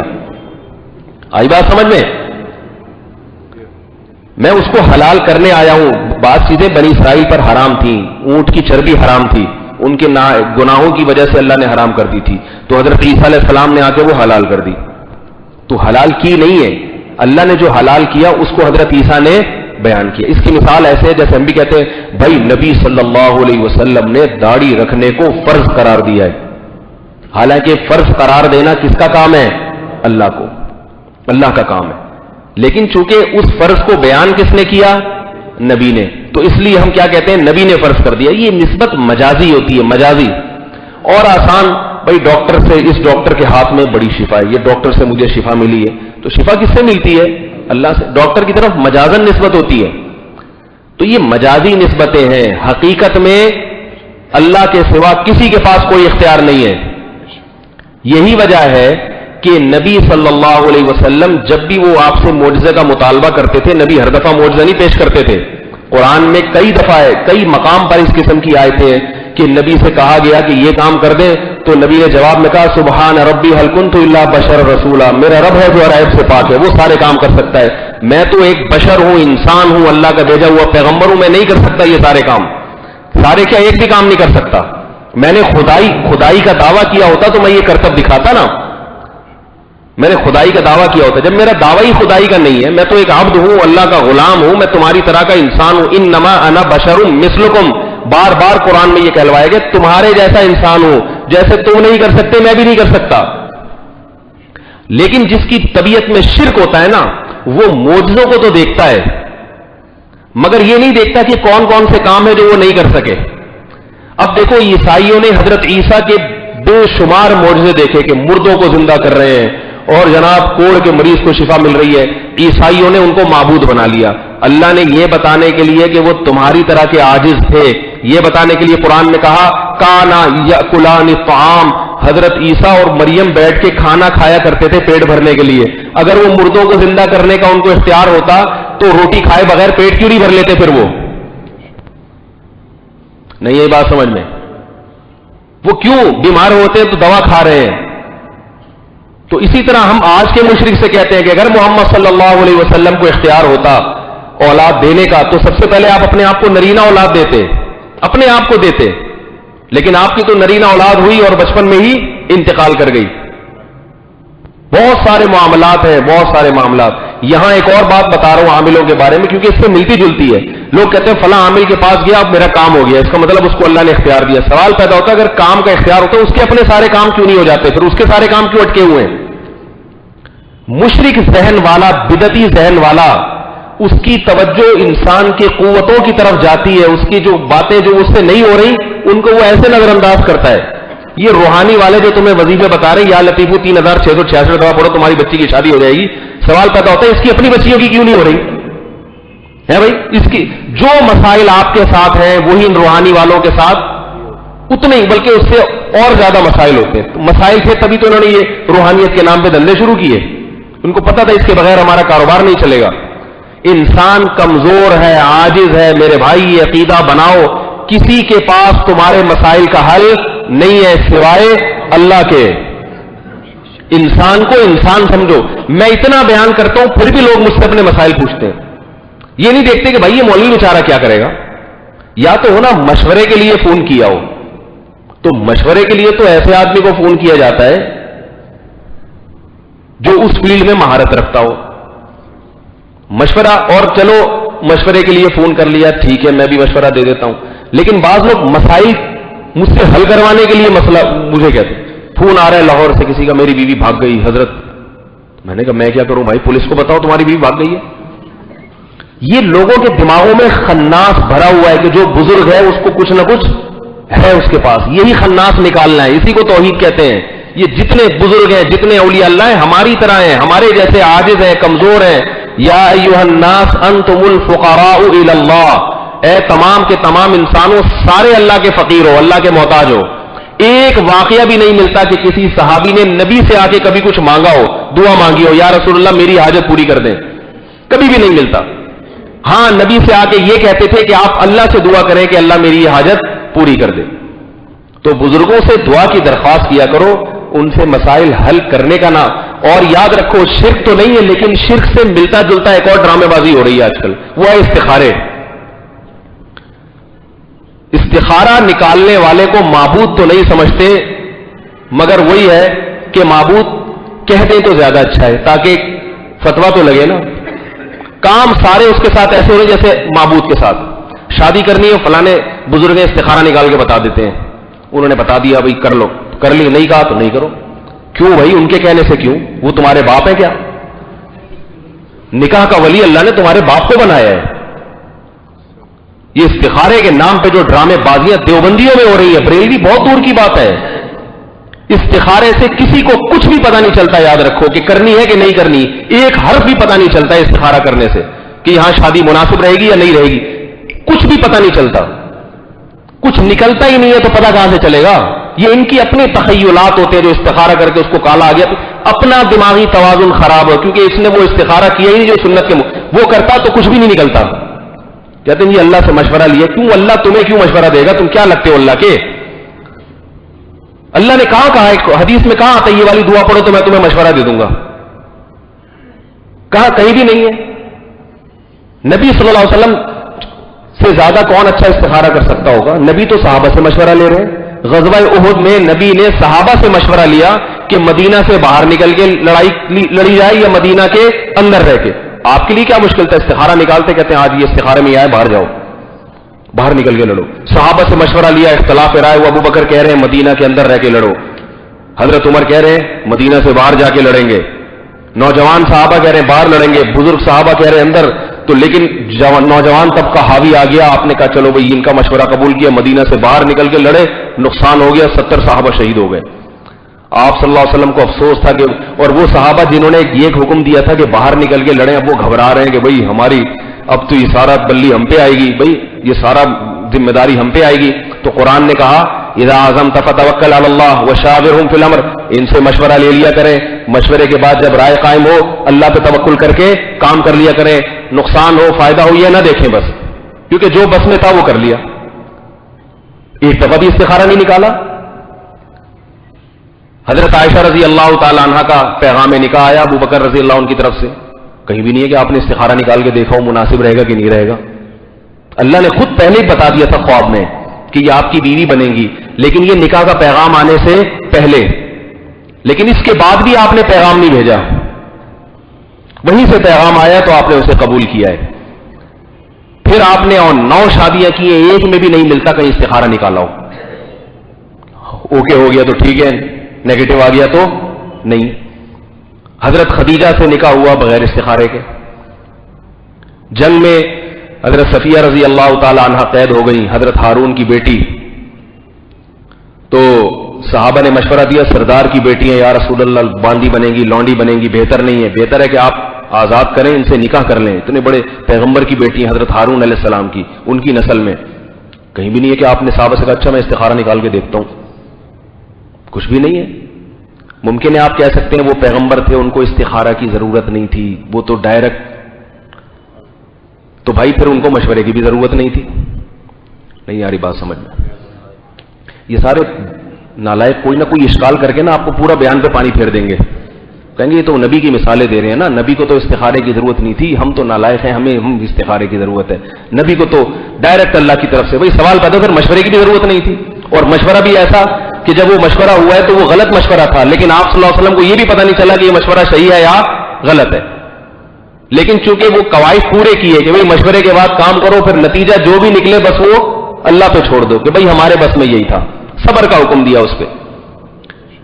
اس سے پتہ چلتا ہے کہ اسلام میں مشورے کی اہمیت زیادہ ہے، استخارے کی اتنی نہیں ہے. لوگوں نے استخارے کو بڑھا لیا ہے، مشوروں کو دوسرے درجے میں لے گئے. صحابہ کے سارے کام مشوروں سے ہوتے تھے. مشورہ ماہر آدمی سے شادی کرنی ہے، اس کے ماہرین سے مشورہ لیں. میں کوئی شادی کا ماہرین میں نہیں ہوں، یہ ذہن میں رکھیں کہ مجھ سے مشورہ لے رہے ہیں. ماہر کا مطلب یہ ہوتا ہے کہ آپ خود جس قسم کے ہیں، آپ کے گھر کا ماحول جس قسم کا ہے، تو اپنے خاندان کے لوگوں سے مشورہ لیں کہ اس قسم کی خاندان کی لڑکی ہمارے اس قسم کے خاندان میں ایڈجسٹ ہو سکتی ہے کہ نہیں ہو سکتی. وہ ہر آدمی کا کلچر الگ ہوتا ہے، میرا الگ ہے، آپ کا الگ ہے، ہر قوم کا ہر ایک کا الگ ہوتا ہے. اب بنگلہ دیش سے فون آ رہا ہے میرے پاس کہ میں یہاں برما کی کسی لڑکی سے شادی کرنا چاہ رہا ہوں، آپ کا کیا مشورہ ہے؟ مجھے نہ برما کا پتا بھائی، نہ بنگلہ دیش کا پتا. کہتے ہیں آپ پہنچے ہوئے. میں نے کہا وہاں نہیں پہنچا، میں یہی ہوں. وہ تو سمجھ رہے کہ آسمان پہ پہنچے ہوئے. بھائی نہیں، ہم یہ آپ جیسے ہی ہیں. ہمیں تو خود بھی کام بعض دفعہ کرتے ہیں تو بعد میں پچھتاتے ہیں یار یہ نہیں، یہ والا ہونا چاہیے تھا. تو استخارے نہیں ہوتے. یہ استخارے کے نام پہ ابھی گھر جاؤں گا نا پھر ایک فون آئے ہوگا، لوگ اپنا نام، اپنی امی کا نام، اپنے چاچا کا نام، اپنے ماموں کا نام لکھ کے بھیج رہے ہوتے ہیں. یہ بی بی گلچمن، والدہ محترمہ نورم خاتون، اور یہ کیوں اپنا پورا شجر سب بیان کر رہا ہے بھائی؟ وہ پورا لکھ کے بھیج دیا. میں پوچھتا ہوں یہ کیا ہے بھائی؟ مجھے کیا، میں کوئی نادرہ میں تھوڑی ہوں جو آپ مجھے پوری کہہ رہے ہیں. وہ ایکچولی ہم چاہ رہے تھے کہ آپ استخارہ نکال دیں تو ہم نے اپنا پورا شجر نسب. میں نے کہا میں نے اپنی کسی شادی میں استخارہ نہیں نکالا، تو آپ کی شادی میں استخارہ کیوں نکالوں؟ سمجھ میں آ رہی ہے کر دو، نہیں آ رہی تو نہیں کرو. اچھے اچھے رشتے، خدا کی قسم اتنے اچھے اچھے رشتے ان مولویوں نے توڑوا دیے استخارے کے نام پہ. جس حدیث میں استخارے کا ہے، پہلے تو میں جلدی سے بتاؤں گا استخارہ جو شریعت میں وہ ہے کیا، اصل استخارہ ہے کیا. وہ اصل استخارہ یہ ہے، استخارے کا لفظ ہے خیر طلب کرنا اللہ سے، مشورہ طلب کرنا نہیں ہے استخارے کا مطلب. اس میں مشورہ ہے ہی نہیں. اللہ سے مشورہ تھوڑی ہوتا ہے. اللہ کے ساتھ تو 2 اور 2 4 کی طرح بات ہوتی ہے. اللہ کہے گا یہ صحیح ہے تو صحیح ہے، اللہ کہہ دے غلط ہے تو غلط ہے. اللہ یہ نہیں کہیں گے میرا مشورہ ہے، رائے ہے، دیکھ لو، سمجھ میں آ رہا ہے تو ٹھیک ہے. ایسا تھوڑی ہوگا. مشورہ کا نسبت اللہ کی طرف جائز ہی نہیں ہے کہ اللہ کسی کو مشورہ دیتا ہے. اور استخارے کی بنیاد یہاں سے غلط ہو رہی ہے کہ اس کو کیا سمجھا جاتا ہے اللہ سے مشورہ. یہیں سے اس کی جڑیں کھوکھلی ہو رہی ہیں. استخارہ کہتے ہیں خیر طلب کرنا اللہ سے. اب یہ دعا کیا ہے؟ اس کی بڑی فضیلت ہے حدیث میں کہ جب کسی کام میں تمہیں تردد ہو، دونوں طرف دماغ جا رہا ہے بالکل، مشورہ بھی لے لیا، پہلے مشورہ لے لیا، مشورے کے بعد ایک طرف رجحان چلا گیا، اب استخارے کی ضرورت ہی نہیں ہے کیونکہ مشورہ ایک زیادہ قوی دلیل ہے، کر لو وہ کام. لیکن بالکل ڈبل مائنڈ ہو رہے ہیں آپ، 50% ادھر 50% ادھر. تو حدیث میں آتا ہے کہ بھئی 2 رکعت پڑھ کے اللہ سے یہ دعا مانگو، اللہم انی استخیرک بعلمک، اللہ تیرا علم زیادہ ہے، تیرے علم کے ذریعے خیر طلب کرتا ہوں، مجھے نہیں پتا مستقبل میں کیا ہونے والا ہے. وَأَسْتَقْدِرُكَ بِقُدْرَتِكَ، اور اگر مجھے پتا چل بھی جائے کہ یہ بہتر ہے تو ضروری تھوڑی کہ میں وہ کر بھی لوں، کروانے کی قدرت بھی کس کی ہے؟ تیری ہے، تو میں تیری قدرت سے طاقت طلب کرتا ہوں. استقدرک بقدرتک واسألک من فضلک العظیم، اور تیرا فضل میں تجھ سے طلب کرتا ہوں. آگے فإنک تعلم ولا اعلم، تو جانتا ہے میں نہیں جانتا. تقدر ولا اقدر، تجھے قدرت ہے مجھے قدرت نہیں ہے. انک انت علام الغیوب، تو سب باتیں جانتا ہے، میں ڈاؤٹ فل ہوں کہ کروں کہ نہیں کروں. آگے اللہم ان کنت تعلم ان ھذا الامر خیر لی، اگر تو یہ سمجھتا ہے کہ یہ کام میرے لیے بہتر ہے تو کیا مطلب رات کو کالا دکھا دے پیلا دکھا دے؟ نہ نہ نہ، فقدر لی، مقدر کر دے میرا. اس میں کوئی مشورہ لیا کہ اللہ یہ دکھا دے میرا، مجھے یوں کر دے اور ایسا نکلے کوئی چیز؟ نکلنے کا لفظ ہی نہیں ہے پوری اس میں. اخرج عربی میں کہتے ہیں نکالنا، اخراج کر دے. نہ نہ نہ، فقدر لی، مقدر کر دے، یعنی میں نہ بھی چاہوں تو وہی کام ہو جو میرے لیے بہتر ہو. وَيَسِّرْهُ لِي، اور اس کو آسان بھی کر دے. ثُمَّ بَارِكْ لِي فِي، اور ایک خیر تو وہ ہے جو تیرے علم میں ہے، مزید برکت بھی ڈال دے اس میں. کتنی اچھی دعا ہے، اس کا کیسا بیڑا غرق کر دیا. ٹھیک ہے، کتنی اچھی دعا ہے کہ اللہ مجھے سمجھ میں نہیں آ رہا لیکن تیرے علم میں جو بہتر ہے نا، بس مقدر میری تقدیر کا حصہ اسی کو بنا دے تو. میں دوسرا کام کرنا بھی چاہوں نا، سب مشورے دے دے کے دوبارہ لے جائے لیکن وہی ہو مقدر میں.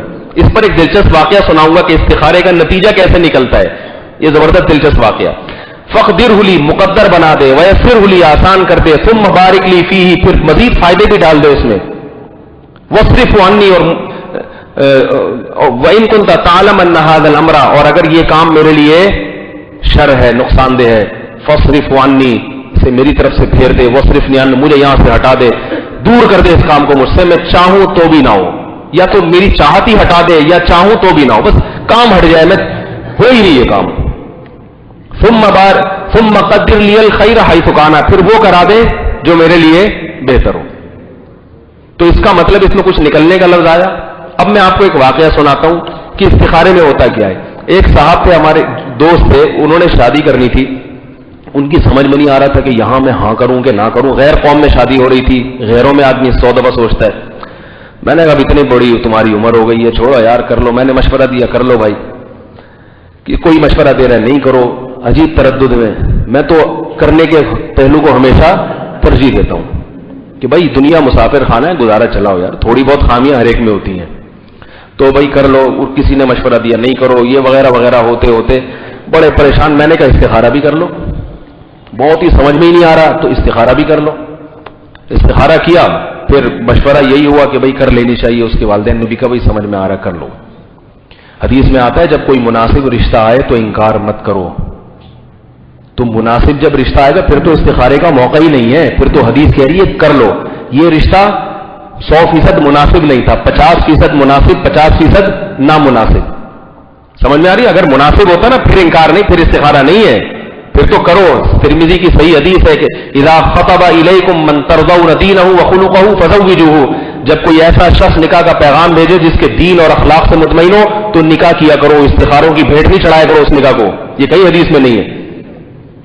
تو اب کیا ہے کہ انہوں نے کہا کہ بھائی وہ ایسا ہے کہ سمجھ. میں نے کہا استخارہ بھی کر لو.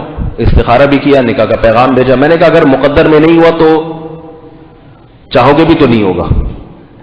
پہلے استخارہ، یاد رکھو استخارہ کر لیا، مشورہ سے ذہن یہ بن رہا ہے کہ کر لو اور استخارہ کہہ رہا ہے کہ نہیں کرو، تو پھر استخارے کو نہیں ترجیح دو، پھر کرنے کو ترجیح دو. پھر یہ توقع نہیں کرو کہ میں نے استخارہ تو کر لی اب جو چاہوں گا صحیح ہوگا. نہ نہ نہ، پہلے اپنے قواعد پورے کرو پھر نتیجہ اللہ پہ چھوڑو. تو اپنے قواعد پورے کیے. انہوں نے کہا یار سمجھ میں یہی آ رہا ہے کہ کر لو. میں نے کہا کر لو. میں نے کہا استخارہ تو کر بھی لیا احتیاطاً اور دماغ بھی ادھر ہی جا رہا ہے، لوگ بھی مشورہ دے رہے ہیں اور کوئی ایسی غیر ہے. ٹھیک ہے. ہوا یہ تھا کہ اب وہ ولیمے کے کارڈ انہوں نے مجھے بھی دیا کہ کل تشریف لائیے گا ولیمے میں. ولیمے کی ڈیٹ گزر گئی، نہ کوئی فون آیا نہ کوئی کال آئی. میں نے کہا شاید بھول گئے ہوں گے، چلتا ہے. اگلے دن آئے کہنے لگے وہ اصل میں شادی ڈیلے ہو گئی ہے تو وہ ہم نے یہی کارڈ پہ ڈیٹ بڑھوا دی ہے. جب ڈیٹ بڑھوائی تو دلہن کا نام بھی چینج. میں نے کہا یار ہم سے کیا چھپانا. ٹھیک ہے ہم سے کیا چھپانا. کہہ رہے واقعی آپ سے تو چھپانا نہیں, دل تو یہ چاہ رہا تھا کہ آپ کو بھی ٹوپی کرا دوں, بات ہی ایسی ہے, لیکن آپ سے بات بیان کروں گا تو بے عزتی نہیں ہوگی. کہہ رہے کسی اور سے تو بیان کروں تو عزت ہی نہیں رہے گی.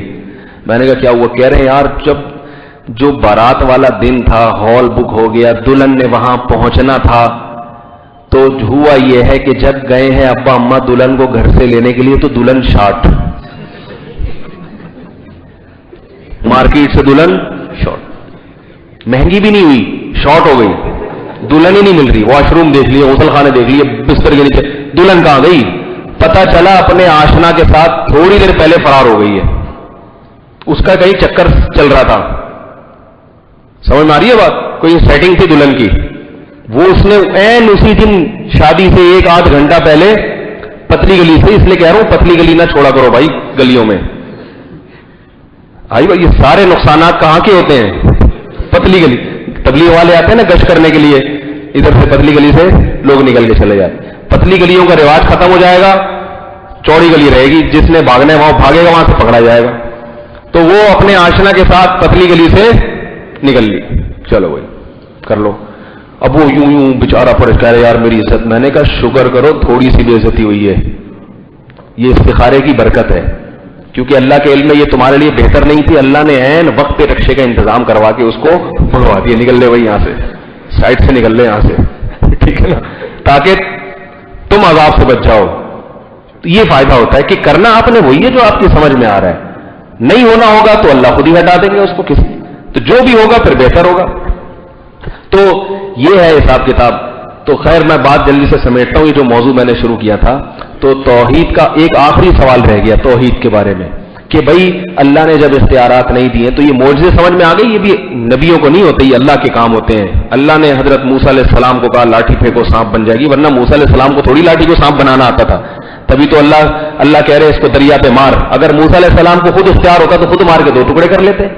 وہ تو ہر بار اللہ سے پوچھ رہے ہیں اب کیا کروں. اللہ کہہ رہے ہیں اب یہ لاٹھی کو سمندر پہ مارو, اب ایسا کرو اس لاٹھی کو زمین پہ پھینکو. زمین پہ پھینکا, سانپ بنی, حضرت موسیٰ ڈر کے بھاگنے لگے. فرمایا موسیٰ پکڑ لو, دوبارہ لاٹھی بنا دوں گا. تو یہ سارے کام کون کر رہا ہے؟ اللہ کر رہے ہیں. اگر وہ حضرت موسیٰ کر رہے ہوتے تو ڈر تھوڑی رہے ہوتے, وہ تو خود دیکھ رہے ہیں یہ ہو کیا رہا ہے میرے ساتھ. تو نبی کا قطعاً کسی بھی قسم کا اختیار نہیں ہوتا معجزے کو ظاہر کرنے میں. اسی طرح کرامت میں بھی ولی کا اختیار نہیں ہوتا. اللہ اپنی طاقت اور قدرت سے کسی بزرگ کے ہاتھ پہ کوئی کام جاری کر دیتے ہیں, اس میں بزرگ کو اختیار نہیں ہوتا, کام اللہ کرتے ہیں. آخری سوال بس اس کا جواب دے کے بیان ختم کرتا ہوں. بعض لوگ کہتے ہیں کہ بھائی اللہ نے تو اختیارات دیے ہوئے ہیں, فرشتے بھی تو بارشیں برساتے ہیں. حالانکہ فرشتے معجزے تھوڑی کرتے ہیں, معجزے تو پیغمبروں اور ولیوں کے ہاتھ پہ, کرامتیں ولیوں کے ہاتھ پہ ظاہر ہوتی ہیں. فرشتہ بارش برسانے کا فرشتہ کوئی اور ہے, اور جناب جو ہے کیا نام ہے بادلوں کو چلانے کا فرشتہ کوئی اور, ہواؤں چلانے کا. تو یہ سارے اختیارات جب بارش برسانے کا اللہ نے فرشتے کو اختیار دیا تو پیغمبر کو کیوں نہیں دیا؟ یاد رکھو بارش برسانے کا کام اللہ فرشتوں سے لیتے ہیں, اختیار اللہ نے فرشتوں کو نہیں دیا. کام لینے میں اور اختیار میں فرق ہوتا ہے. کسی سے کام لینے سے وہ مزدور بن جاتا ہے, اور یہ پیغمبروں کی شان کے خلاف ہے. اس لیے اللہ پیغمبروں سے بارشیں برسانے یا اولاد دینے کا کام نہیں لیتے, کیونکہ یہ تو مزدوری والا ایک شعبہ ہو گیا نا, نوکروں والا کام ہو گیا. تبھی اللہ یہ کام کس سے لیتے ہیں؟ فرشتوں سے. اب دونوں میں فرق کیا ہے, ایک مثال سے سمجھیں. جب ہم تحریر لکھتے ہیں تو ہم لکھتے ہیں یا قلم لکھتا ہے؟ ہم لکھتے ہیں. استعمال کیا چیز کون ہوتا ہے؟ قلم. اگر قلم خود لکھتا تو ہم قلم سے درخواست کرتے بھائی یہ لکھ, اور قلم بعض دفعہ اپنی مرضی سے گڑبڑ بھی کر دیتا, ہم اس پہ ڈانٹتے. جیسے کسی کاتب سے آپ لکھواتے ہیں, وہ کبھی اپنی طرف سے گڑبڑ بھی کر دیتا ہے. جیسے ایک چھوٹا سا لطیفہ سناؤ تاکہ آپ لوگ جو ہے نا بات بھی سمجھ میں آئے گی اور تھوڑا فریش ہو جائیں گے. بس بیان ختم بھی ہو رہا ہے, تھوڑا سا فریش بھی ہو جائیں گے آپ لوگ. کاتب خود لکھتا ہے, لہذا وہ اپنی طرف سے بعض دفعہ گڑبڑ بھی کر دیتا ہے, جبکہ قلم آپ کی انگلیوں کے درمیان ہوتا ہے. ایک نقطہ بھی اپنی مرضی سے نہیں ڈال سکتا, وہ جدھر گھمائیں گے گھومے گا. یہی وجہ ہے کہ جب لکھوانا ہوتا ہے قلم سے ریکویسٹ نہیں کی جاتی, جس کے ہاتھ میں قلم ہوتا ہے اس سے درخواست کی جاتی ہے. اسی وجہ سے ہم بارش کا مطالبہ فرشتوں سے نہیں کرتے, بلکہ بارش کس سے مانگتے ہیں؟ اللہ سے. کیوں؟ ہمیں بتائیے کچھ بھی نہیں کرے گا, اس کو اختیار ہی نہیں ہے. اس کو تو اللہ نے جہاں گھما دیا وہیں کو گھومے گا. یہ لا یعصون اللہ ما امرہم ویفعلون ما یؤمرون, اب کیا ہے کہ جو قلم ہے نا وہ نہیں گڑبڑ کرتا، کاتب کر دیتا ہے. ایک صاحب نے کتاب لکھی، وہ کسی کاتب سے لکھوائی، اور اس سے کاتب کی عادت تھی کہ وہ مصنف کی مرضی کے بغیر کچھ اپنی طرف سے بھی گڑبڑ کر دیتا تھا. بہت لوگ اس سے پریشان تھے، علماء، مفتیان کرام، بزرگان دین، جو بھی لکھواؤ کچھ اپنا تڑکا ضرور لگاتا ہے اس میں. تو ایک دن ایک صاحب کو قرآن لکھوانا تھا، وہ اس کے پاس آئے، کہا کہ بھائی دیکھو یہ اللہ کی کتاب ہے، اس میں اپنی طرف سے نہیں، یہ جو میں نسخہ دے رہا ہوں بالکل اس کے مطابق ایک اور لکھ لو. پہلے تو پریس نہیں ہوتے تھے نا، ہاتھ سے لکھا جاتا تھا. اس میں کچھ نہیں کرنا، اللہ کا واسطہ، یہ میری تصریف نہیں، یہ کس کی کتاب ہے؟ اللہ کی. اس میں کوئی گڑبڑ نہیں کرنا. ان کو عادت تھی کچھ نہ کچھ کریکشن کی، اپنے لحاظ سے تو یہ کریکشن ہی کرتے تھے نا، تھوڑی سی جو ہے نا اس کو تصحیح کر دی اس کی. اس نے جی بڑی محنت سے قرآن لکھا کاتب نے. اصل مولوی صاحب آئے، ہاں بھائی لکھ لیا قرآن؟ ہاں بھائی لکھ لیا. کہا کچھ کریکشن تو نہیں کی اس نے؟ اس میں کہہ رہے بالکل نہیں کی، بس ایک تھوڑی سی کی ہے، وہ بہت ہی غلط تھی، اس لیے وہ میں نے صحیح کر دیا، معاذ اللہ، وہ اچھا نہیں لگ رہا تھا، وہ میں نے صحیح کر دیا.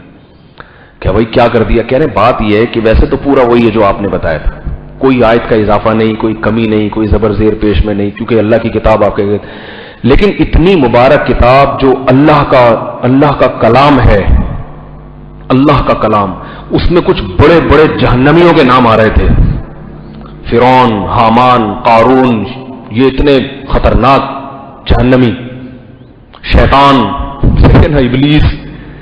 تو میں نے کہا کہ آپ کی خوشی کی خاطر وہ نام نکال کے آپ کے ابا اور دادا کا نام ڈال دیا اس میں.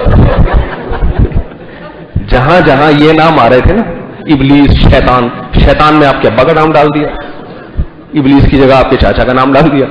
تو جہاں بھی یہ آ رہے تھے وہاں سارے آپ کے ابا دادا. وہ سر پڑ کے بیٹھ گئے اللہ کے بندے. کہہ رہے میں نے آپ کے فائدے کی خاطر کیا، آپ کے فائدے کی خاطر، تاکہ اس مبارک کلام میں شیطان کا نام نہ ہو، آپ کے رشتے داروں کے نام آ جائے. تو دیکھو کاتب نے یہ کیوں کیا؟ اس لیے کیا کہ جو کتابت کرتا ہے نا اس کو کچھ اپنے اختیارات ہوتے ہیں، تبھی اس پہ پابندیاں لگائی جاتی. قلم سے کبھی کوئی خطاب نہیں کرتا کہ بھائی تو، قلم تو کہے گا تو جو لکھوائے گا وہ میں لکھوں گا. تبھی قلم سے مطالبہ نہیں کیا جاتا، کمپیوٹر سے مطالبہ نہیں کیا جاتا، کمپیوٹر کو آپریٹ کرنے والے سے مطالبہ. کمپیوٹر کہے گا کہ بھائی مجھ پہ تو ایف کا بٹن دباؤ گے تو میں ایف لے آؤں گا، جو دباؤ گے وہی آئے گا سامنے، میں اپنی مرضی سے کچھ نہیں کرتا.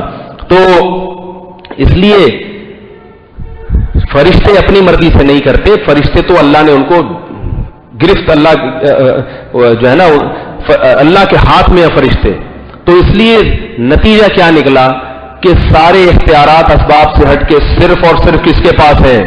اللہ کے پاس. کوئی کچھ نہیں کر سکتا. انتم الفقراء الی اللہ، سب اللہ کے در کے فقیر ہیں، محتاج ہیں، چاہے بزرگ ہو، چاہے ولی ہو، چاہے فرشتہ ہو، چاہے دادا دربار ہو، چاہے بابا ہو، چاہے پہنچا ہوا ہو، کچھ بھی ہو، سارے ایک جیسے عاجز ہونے میں. اس لیے جب بھی اپنے مسائل پیش کرو کس کے سامنے؟ اللہ کے سامنے. کوئی ہے ہی نہیں کچھ. اور جو بزرگ ہوتے ہیں وہ اس لیے نہیں ہوتے، وہ اس لیے کہ وہ اس عقیدے میں اور آپ سے بھی زیادہ پختہ ہوتے ہیں، اسی پر بزرگ بنتے ہیں. اور آج کل جو بدعتی بزرگوں میں کیا ہے کہ وہ اس عقیدے میں نہ خود پختہ ہے نہ آپ کو پختہ کرا رہے ہیں، تو ان کو لوگ بزرگ سمجھ رہے ہیں. تو یہ عجیب حساب کتاب ہے. تو یہ آیت پھر رہ گئی، حضرت عیسیٰ علیہ السلام اللہ سے کہیں گے کہ اللہ میں نے نہیں کہا تھا. تو وہ عیسائیوں والی بات مجھے یاد دلائیں، اگلے بیان یہاں سے شروع کرنا ہے کہ عیسائی جو شرک کرتے ہیں، عیسائی حالانکہ بت پرست نہیں ہے مگر پھر بھی مشرک ہیں، تو وہ کون سا والا شرک تھا؟ وہ یہی والا شرک تھا، یہی والا. تو یہ والا شرک آج عیسائی بھی کر رہے ہیں، یہودی بھی کر رہے ہیں. یہ ضروری نہیں کہ آپ بتوں کے سامنے جھکے تو کافر ہوں گے. آپ محمد صلی اللہ علیہ وسلم کو کہیں یا رسول اللہ مدد، تو بھی وہی حکم ہے. آپ غوث اعظم کو کہیں یا غوث اعظم مدد، تو بھی وہی حکم ہے. البتہ خود سے فتویٰ نہ لگائیں کسی پر. کسی کو دیکھ لے یا رسول اللہ مدد، فوراً آپ نے پورا بیان کیا یہ کافر ہے. کیونکہ بعض لوگ تعویل کرتے ہیں اپنی بات کی. وہ کہتے ہیں یا رسول اللہ مدد جو کہہ رہے ہیں تو مطلب یہ نہیں کہ ہماری بات بلکہ اللہ ہمارا یہ پیغام وہاں تک پہنچائے گا، نبی تک، پھر نبی اللہ سے درخواست کریں گے، پھر اللہ یوں کام کر دے گا. گھما رہے ہیں باتوں کو. تو اس لیے کافر ہونے کے معاملے میں چونکہ احتیاط کے پہلو کو ترجیح دی جاتی ہے. بھائی ہو سکتا ہے اس کا کچھ اور مطلب ہو، تو مطلب کی وجہ سے جو ہے نا صریح لفظوں میں کافر نہیں کہا جائے گا جب تک کوئی واضح لفظوں میں اسلام کا منکر نہ ہو. تو لیکن عقیدہ بہرحال یہ کیا ہے؟ کفری آئی ہے. سمجھ رہے ہو بات کو؟ اللہ تعالیٰ سمجھنے کی عمل کی توفیق عطا فرمائے. سوالات اکٹھے ہو گئے. سر ڈھانپنے کا نماز میں حکم، سر پہ ٹوپی پہننا سنت ہے مسلم، ہمارے امام صاحب نماز کے وقت سب کو تلقین کرتے ہیں، کچھ کہتے ہیں ضروری نہیں ہے، مگر سنت تو ہے نا، تو کیا جا کیا رہا ہے؟ بعض سنتیں ایسی ہیں جن میں آپ کا کوئی خرچہ نہیں ہو رہا، تو ایک ٹوپی رکھ لو سر پہ، کیا جا رہا ہے بھائی؟ بعض لوگ بھی جان بوجھ کر ڈھیٹ بنے رہتے ہیں، ٹوپی نہیں پہنیں گے، تو کیا جا رہا ہے بھائی؟ تھوڑی سی، اتنا سارا دن لوگوں کو ٹوپیاں کراتے ہو تو ایک ٹوپی خود بھی پہن لو، کیا خیال ہے بھائی؟ انگوٹھی پہننا جس میں پتھر لگا ہوتا ہے، لوگ کہتے ہیں اس کے اثرات ہوتے ہیں، کچھ بھی نہیں ہوتا، پتھر سے کچھ نہیں ہوتا میرے بھائی۔ پتھر کا تو مطلب یہ ہوتا ہے جو نہ ہلے گا نہ کچھ بھی نہیں، وہ جگہ پر کھڑا رہے گا۔ اللہ نے پتھر دل سے تشبیہ دی ہے ان لوگوں کو جو کچھ بھی نہیں کرتے، پتھروں سے تشبیہ دی ہے، تو وہ نیلے لگا لو پیلے لگا لو کچھ بھی نہیں ہوگا اس سے۔ اچھا بھائی، کہتے ہیں کہ اس کے اثرات ہوتے ہیں اچھے، اور بڑے بڑے صحابہ اور اللہ والے بھی پہنتے تو کوئی بھی صحابی نہیں پہنتا تھا۔ حضرت آپ کے بیانات میں فائدہ اصلاح کی دنیا، آپ اللہ تعالیٰ آمین اللہ تعالیٰ قبول فرمائے۔ ٹائم کم ہے تو ذرا ساشے چل رہے ہیں۔ کمرشل بینک میں جاب کرنا حرام ہے، الیکٹریشین کی جاب جائز نہیں ہے۔ اس میں اختلاف ہے، الیکٹریشین کی جاب یعنی کوئی آدمی کسی کمرشل بینک میں براہ راست سود میں ملوث نہ ہو، یعنی سود کے لکھت پڑت میں، جیسے چوکیدار ہے، چوکیدار کا کام تو ساری رقموں کی حفاظت ہے، الیکٹریشین کا کام تو بجلی لگانا ہے وہاں پہ، تو یہ کام بینک میں جائز ہے، یعنی اس میں ہمارے ہی علماء کی دو رائے ہیں۔ دارالعلوم کورنگی کے علماء اس کو جائز کہتے ہیں، کیونکہ وہ کہتے ہیں کام جائز ہے، صحیح ہے نا، کیونکہ بجلی تو کہیں بھی لگائی جا سکتی ہے نا، اب اس میں سودی کاروبار تو ان کا ذاتی عمل ہے، اور ہم یہ کہتے ہیں کہ کام جائز ہے، مگر بینک جو آپ کو تنخواہ دے گا وہ اپنی انکم سے دے گا، اور بینک کی انکم کیا ہوتی ہے؟ سود، تو سود سے دے رہا ہے۔ وہ اس کا جواب دیتے ہیں کہ سود سے دیتا نہیں ہے، کیونکہ وہ تو سب کی رقمیں اکٹھی رکھی ہوئی ہوتی ہیں، انہیں سے نکال کے دے دیتا ہے، خاص سود کی رقمیں الگ نہیں کرتا ہے۔ ہم اس کو کہتے ہیں کرتا نہیں ہے، لیکن نسبت کس کی طرف کرتا ہے؟ تو اب یہ ٹیکنیکل اختلاف ہو گیا، دونوں علماء ہیں، دونوں طرف بڑے علماء، تو اس لیے کوئی بہت شدید مجبوری ہو کسی کو تو ان حضرات کی رائے پر جو نا ان کی رائے کے مطابق عمل کر سکتا ہے، میری رائے کے مطابق نہیں ہے، ٹھیک ہے۔ ہمارے ہاں جامعۃ الرشید کے علماء کے ہاں یہ جائز نہیں ہے، اب تک کی رپورٹ یہی ہے۔ چلو بھائی، خواب کی تعبیر کی کیا حقیقت ہے؟ خوابوں کی وہ ہے، کبھی کبھار اچھے بھی آ جاتے ہیں، لیکن آج کل جو آ رہے ہیں نا وہ اتنے اچھے نہیں ہیں لوگوں کو، آج کل پتہ نہیں کیا کیا آ رہا ہے۔ بازو میں جو نام لوگ کہتے ہیں وہ میری امی مر گئی ہیں، مجھے خواب میں آ رہی ہے، میں کہتا ہوں بھائی امی ہے تو خواب میں تو آئیں گی، وہ نہیں آ رہی تو پھر حیران، کیونکہ جس کے ساتھ زندگی اتنی گزاری وہ مرنے کے بعد بھی آتا ہے کہ نہیں آتا؟ تو مردہ خواب میں آنا یہ ہے، اس کی تعبیر پوچھنے کی ضرورت نہیں آ رہا تو پھر حیران ہو، 20 سال ہو گئے کبھی کو خواب میں ہی نہیں آئے، تو میرے تو یہ جواب ہوتے ہیں۔ کل کسی خاتون کا فون آیا، میرے ابا مجھے 3 دفعہ خواب میں آ چکے ہیں، مردے ہیں حالانکہ دنیا سے چلے گئے 3 دفعہ۔ میں نے کہا میرے ابا مجھے الحمدللہ 300 دفعہ آ چکے ہیں، مگر میں نے آج تک کسی کو نہیں بتایا۔ تو ایسے آپ کو 3 دفعہ آ گئے تو کیا ہو گیا؟ وہ حیران ہوتے ہیں، ہم نے تو اتنی امیدیں لے کے انٹرنیٹ سے نمبر تلاش کیا تھا، کہاں کہاں سے گھوم کے اب ملا ہے، اور ایسے خوش ہوتے ہیں آپ واقعی مفتی طارق مسعود صاحب بات کر رہے ہیں؟ کہتے ہیں جی یقین نہیں آ رہا، کوئی اور تو نہیں ہے، ایڈمن تو نہیں ہے، آواز وہ نہیں لگ رہی جو بیان میں ہے، وہ ایسے اتنا یقین آ کے پھر کہتے ہیں حضرت ایک خواب کی تعبیر۔ میں نے کہا بھائی خوابوں کی تعبیر میں نہیں بتاتا، پلیز کر کے پھر پوچھا تو یہ جواب ملا، 3 دفعہ ہیں، ہم 300 دفعہ ہیں۔ ٹھیک ہے، عقیدت کرنی ہے کرو، نہیں کرنی جاؤ۔ بازو میں جو نام کندواتے ہیں لکھواتے ہیں جائز نہیں ہے بھائی، توبہ کر لیے تو بس توبہ کر لی، اللہ قبول کرے گا، اب اس کی فیلنگ تو نہیں ہو سکتی نا، کھال کہاں سے ڈلوائیں گے گوشت لا کے اس میں، بس ختم۔ ڈاکٹر ذاکر نائک کے بہت مسئلے وہ بذات خود ثابت کرتے ہیں قرآن حدیث سے، علماء سے سنا ہے کہ وہ فتنہ ہے۔ ڈاکٹر ذاکر نائک کو بالکل ملحد فتنہ کہنا بھی درست نہیں ہے اور بالکل برحق کہنا بھی درست نہیں ہے۔ ڈاکٹر ذاکر نائک مناظرے کے علم میں بہت بڑی امت کی ایک رحمت ہے، ٹھیک ہے نا، مفتی نہیں ہے، تو مفتی مسائل ان سے نہ پوچھا کرو، مسائل مفتیان کرام سے پوچھا کرو، لیکن یہ نہیں کہ اگر وہ غلط مسئلہ بیان کرتے تو باقی صحیح باتیں بھی ان کی غلط ہیں، تو باقی صحیح باتیں تو صحیح مانو نا میرے بھائی۔ ہماری قوم جب کسی کی مخالفت کرتی ہے تو وہ اعتدال سے تجاوز، ہزاروں لاکھوں لوگ ہیں جو اسلام قبول کر چکے ہیں ڈاکٹر ذاکر نائک کی دعوت پر، کتنی ہندو لڑکیاں ہیں، کتنے ہندو مرد ہیں، کتنے غیر مسلم ہیں، سینکڑوں پادری ہیں جنہوں نے اسلام قبول کیا، تو اس بیچارے کو اتنا تو عزت دو نا کہ تمہارے ہاتھ پہ اللہ نے اتنے لوگوں کو مسلمان کیا ہے۔ اب 1-2 غلطیاں اگر ہو رہی ہیں، مسائل غلط، بولے بھائی یہ مسائل نہ پوچھا کرو، مسئلے غلط بتا دیتے ہیں بیچارے، تو اس لیے کہ مفتی نہیں ہے تو مسائل کے لیے مفتیان کرام سے رابطہ کرو بھائی۔ مفتی صاحب والدہ غلطی ہونے کے باوجود اگر اپنے بیٹے سے بہو کو طلاق دینے کا کہتی ہے تو شریعت میں نہیں، اگر بہو کا قصور نہیں ہے پھر طلاق نہیں دینی چاہیے۔ غیر مسلم کو اس کے تہوار پر کن الفاظ سے وش کرنا چاہیے؟ غیر مسلم کو وش نہیں کر سکتے اس کے تہوار پر، جو مذہبی تہوار ہوتے ہیں، سمجھ آئیے بات، نہ بد کلامی کریں نہ اس کو وش کریں. کوئی کہیں پھنس جائیں تو تھوڑا بہت السلام علیکم اور بھائی خیریت, سنا ہے آج آپ لوگ کا کرسمس ہے, اچھا کہے گا ہاں میں نے بھی سنا ہے, اچھا ہم نے بھی سنا ہے. بس ایسے گول مول بات کریں, کیونکہ انسان مولوی لوگ تو بیچارے بیٹھے ہوتے ہیں نا مسجد میں, ان کو ان مسائل کا نہیں پتا ہوتا جو جس سے عوام گزر رہی ہوتی ہے. ہمارے ایک رشتے دار ہیں, وہ کیپٹن ہے مرچنٹ نیوی میں, وہ کہہ رہے ہیں کرسمس کے دن میں شپ میں تھا.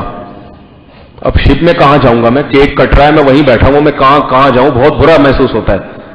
تو وہ پھر ہم نے کچھ ان کو تھوڑا سا ایک الگ, پھر ہمارے پاس پیکیج ہے اس قسم کی پریشان لوگوں کے لیے, ایک الگ سے بھی ایک پیکیج ہے.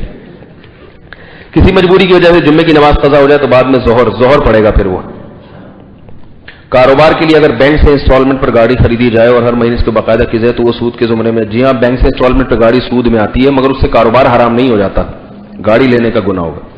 اللہ تعالیٰ سمجھنے کی عمل کی توفیق عطا فرمائے. اور کون سا مسئلہ ہے بھائی, ہو گئی. کچھ لوگ کہتے ہیں کہ سمندر کے درمیان کا پانی گھر میں چھڑکنے سے برکت اور اثرات نہیں. سمندر کے درمیان میں کوئی جائے گا کون پانی لینے کے لیے؟